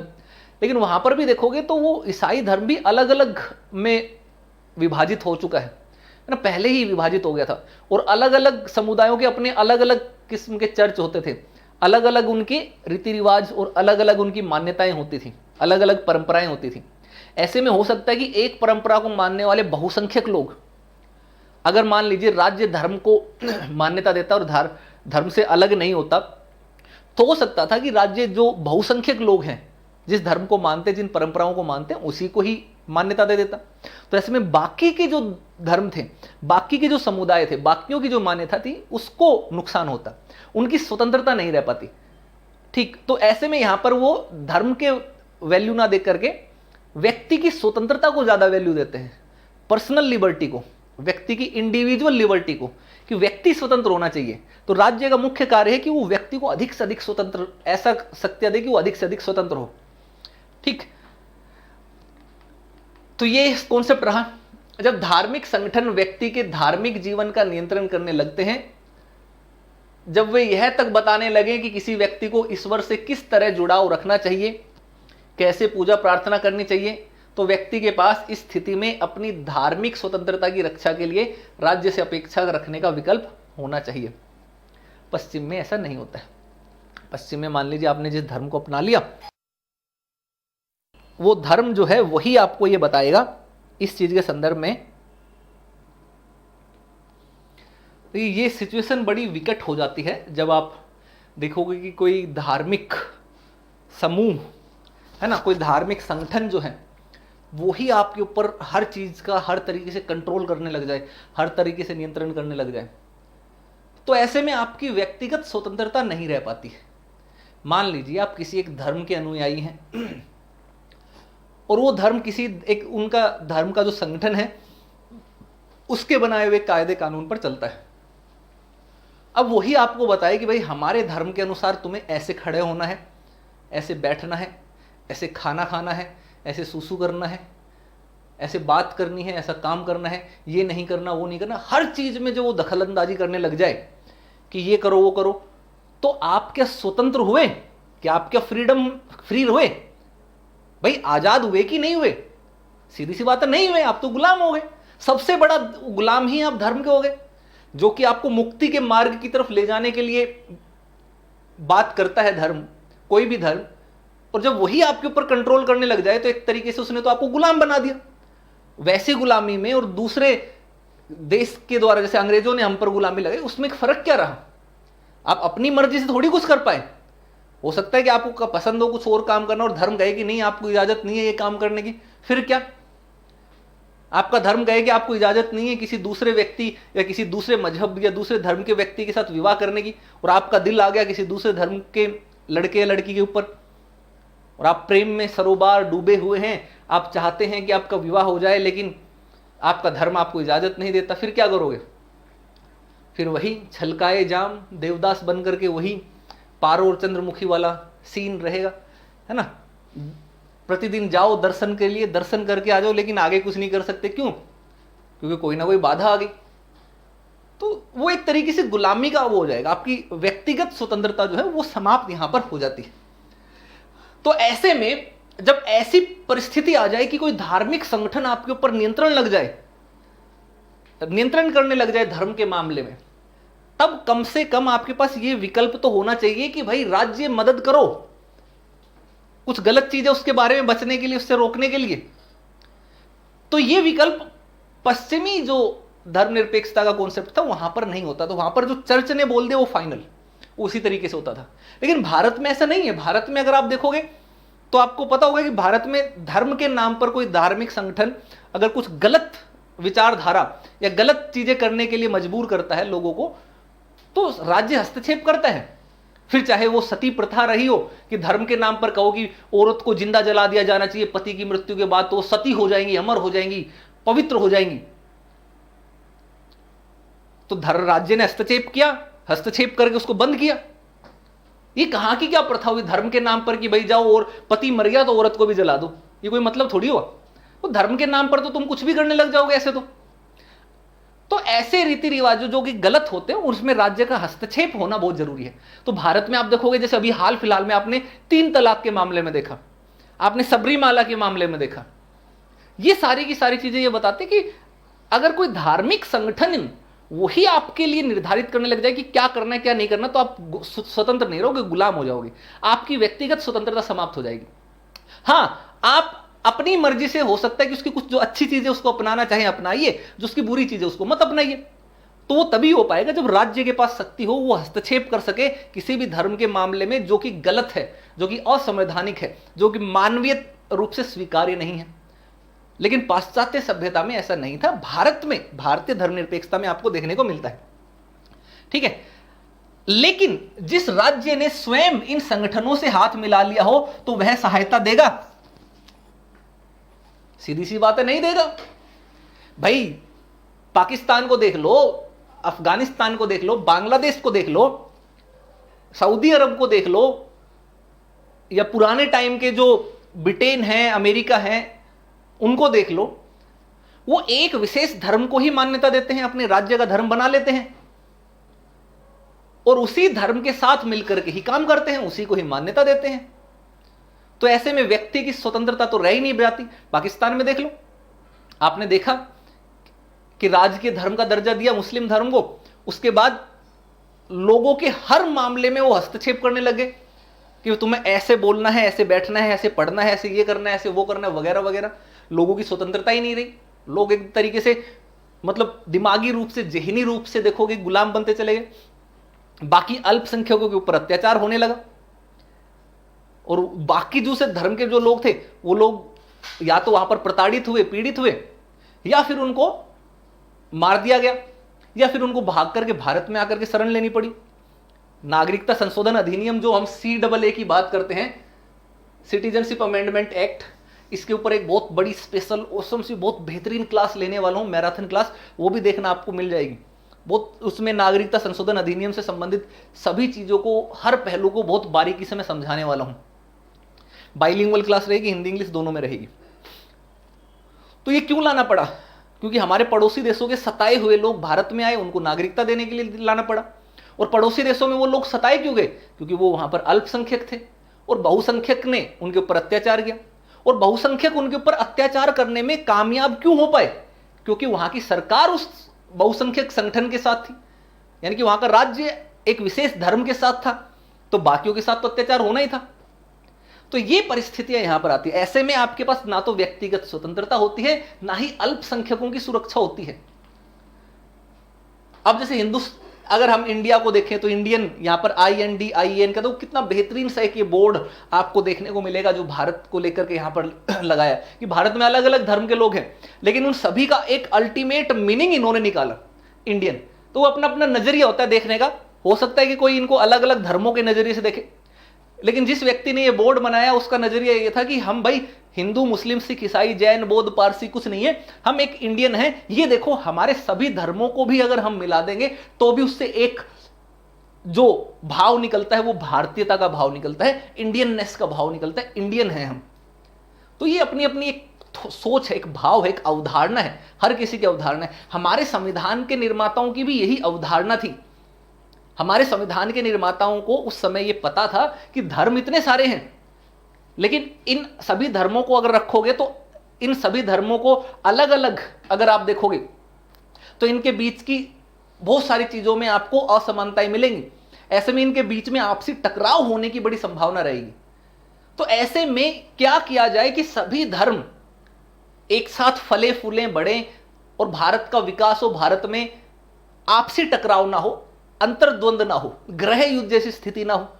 तो उन्होंने इसी भाव को अपनाया, इंडियन। उन्होंने धर्म को जो प्राथमिकता ना देते हुए इन्होंने भारतीयता को प्राथमिकता दी और उन्होंने धर्म निरपेक्षता को अपनाया, सेक्युलरिज्म। यानी कि राज्य ने कहा कि भाई हमारा कोई धर्म नहीं है, सरकार का कोई धर्म नहीं है, सरकार के लिए सभी धर्म बराबर है। तो ये एक भाव था, एक अवधारणा थी। उस अवधारणा से हमारे यहां पर देश में धर्मनिरपेक्षता का उदय हुआ। इसीलिए व्यक्ति की धार्मिक स्वतंत्रता की रक्षा के लिए जरूरी है कि राज्य धार्मिक संगठनों की सहायता न करे। जैसे मैंने आपको उदाहरण दिया ना कि पाकिस्तान, बांग्लादेश, अफगानिस्तान का, तो राज्य के लिए जरूरी है कि वो किसी धार्मिक समुदाय की उनकी वो ना करे, वो धार्मिक संगठन जो है उनकी सहायता ना करे, क्योंकि अगर उनकी सहायता करेगा तो ना तो स्वतंत्रता रही, ना ही अल्पसंख्यकों के हित रहे। लेकिन इसके साथ साथ यह भी जरूरी है कि राज्य जैसी ताकतवर संस्था धार्मिक संगठनों को यह न बताने लगे कि उन्हें अपना काम कैसे करना चाहिए। अब इसका मतलब यह भी ध्यान रखना है कि यह भी चीज, ये वाली प्रवृत्ति भी ठीक नहीं है कि अगर राज्य हर मामले में ही हस्तक्षेप करने लग जाए धर्म के। ये जरूरी है कि राज्य जो है धार्मिक मामलों में हस्तक्षेप करे, गलत जो चीज होती है उसको रोके, ठीक है, उसको देखें। तो ऐसे में सेक्युलरिज्म का जो कॉन्सेप्ट है वो दोनों तरफ से काम करता है। राज्य भी जानबूझ करके बार बार अगर किसी मामले में बाधा पहुंचाने लगेगा तो धर्म भी अपनी कुछ बुनियादी जो उनकी स्वतंत्रता है उनको खो देगा। तो राज्य को किसी भी धार्मिक मामले में तभी हस्तक्षेप करना चाहिए जब वो संविधान के खिलाफ जा रहा हो या उससे किसी का बहुत बड़े तौर पर किसी का नुकसान हो रहा हो या कोई गलत तरीके की चीजें समाज में जा रही हैं। जब तक सारी चीजें सही हैं, जब तक चीजें अच्छे से हो रही हैं, संविधान का उल्लंघन नहीं हो रहा, तब तक राज्य को उसका में अंदर हस्तक्षेप नहीं करना चाहिए। ये चीज है भारत में इसी तरीके से। तो संक्षेप में राज्य को चाहिए कि वह न तो धर्म की मदद करे और न ही उसे बाधा पहुंचाए, यानी कि बिल्कुल बीच में तटस्थ रहे, ना तो उसकी किसी चीज में मदद करे ना ही बाधा पहुंचाए। ये पश्चिमी सिद्धांत में आपको देखने को मिलता है। भारत में थोड़ा सा अलग मिलता है। भारत में धर्म की मदद भी करता है और धार्मिक मामलों में जो गलत चीज है उनको रोकता भी है, ठीक है। वो कैसे, उनको समझाएंगे। इसके बदले राज्य के लिए धर्म से एक सम्मानजनक दूरी बनाए रखना जरूरी है। ठीक इसी तरह राज्य को चाहिए कि नागरिकों को अधिकार प्रदान करते हुए वह धर्म को आधार न बनाए। पश्चिमी दुनिया में ईसाई धर्म कई शाखाओं में बंट गया और प्रत्येक शाखा का अपना चर्च था। यह भी ध्यान रखना है कि जब राज्य जो है किसी को अधिकार देता है, राइट्स देता है, तो राइट उसको नागरिक होने के नाम पर दिया जाए, नागरिक होने के नाते दिए जाए, ना कि किसी धार्मिक समुदाय का सदस्य होने के नाते। जैसे आमतौर पर आजकल या पहले से प्राचीन काल से आप देखोगे बहुत सारे देश, बहुत सारे ऐसे देश रहे जो कि किसी अपने नागरिकों को किसी विशेष धार्मिक समुदाय से संबंधित होने पर विशेष अधिकार देते थे, बाकियों को अधिकार ही नहीं देते थे। बाकियों को दोयम दर्जे का नागरिक या दोयम दर्जे के अधिकार दिए जाते थे। ऐसा नहीं होना चाहिए। अगर राज्य कभी भी अधिकार देगा, राइट्स देगा, तो आपको नागरिक होने के नाते दे, ना कि किसी धार्मिक समुदाय का सदस्य होने के नाते। अब जो इन्होंने इतिहास बताया कि पश्चिमी दुनिया का जो ईसाई धर्म है वो कई शाखाओं में, कई अलग अलग हिस्सों में बंट गया था और हर शाखा का अपना अपना एक चर्च था। और इसीलिए ऐसा करना अनिवार्य हो गया कि सभी समुदायों को, सभी धर्मों को बराबर अधिकार मिले। तो इसलिए उसको नागरिक के रूप में अधिकार दिया जाए, ना कि किसी धर्म के आधार पर अधिकार दिया जाए। तो इसीलिए धर्मनिरपेक्षता का कॉन्सेप्ट जो है, सेक्युलरिज्म का जो कॉन्सेप्ट है, वो वहां से पश्चिमी सभ्यता से उठना शुरू हुआ। यदि राज्य की निष्ठा इनमें से किसी एक चर्च के साथ होती तो वह इस चर्च के सदस्यों को दूसरे के सदस्यों से ज्यादा तरजीह देता। इस संभावित असमानता से बचने के लिए धर्म और राज्य के बीच गठजोड़ को तोड़ना आवश्यक था। माना गया कि राज्य को व्यक्ति के अधिकारों की रक्षा करनी चाहिए, चाहे उसे व्यक्ति का धर्म कोई भी हो, ठीक है, चाहे उस व्यक्ति का धर्म कोई भी हो। तो इसीलिए उस समय जब चर्च अलग अलग शाखाओं में बट गया, अलग अलग अनुयायी हो गए उनके, तो ऐसे में राज्य अगर किसी एक धर्म का या एक शाखा का पक्ष लेता तो बाकियों के साथ अन्याय वहां पर होता। तो ऐसे में बाकी लोगों की स्वतंत्रता जो वो छीन जाती। तो उसी समय ये माना गया कि सभी धर्म के जो अनुयायी हैं उनको अधिकार उनके धर्म के आधार पर ना देकर के उनको नागरिक के रूप में दिया जाए, ठीक है। वो चाहे किसी भी धर्म का व्यक्ति हो, उसको अधिकार जो है वो समान रूप से दिए जाए। व्यक्ति के अधिकारों की रक्षा करनी चाहिए, राज्य जो है वो व्यक्ति के अधिकारों की रक्षा करे, ये चीज वहां पर कही गई। भारत में स्थितियां थोड़ी अलग थी और इन स्थितियों से उत्पन्न चुनौतियों से निपटने के लिए संविधान निर्माताओं ने धर्मनिरपेक्षता की वैकल्पिक धारणा का विकास किया। अब भारत में क्या परिस्थितियां थी और क्या वैकल्पिक अवधारणा थी, इसके ऊपर थोड़ी सी चर्चा हम डिटेल में करते हैं। हेलो एवरीवन, थोड़ा सा टेक्निकल प्रॉब्लम हुई जिसके कारण वीडियो जो बीच में ही स्टक हो गया, रुक गया।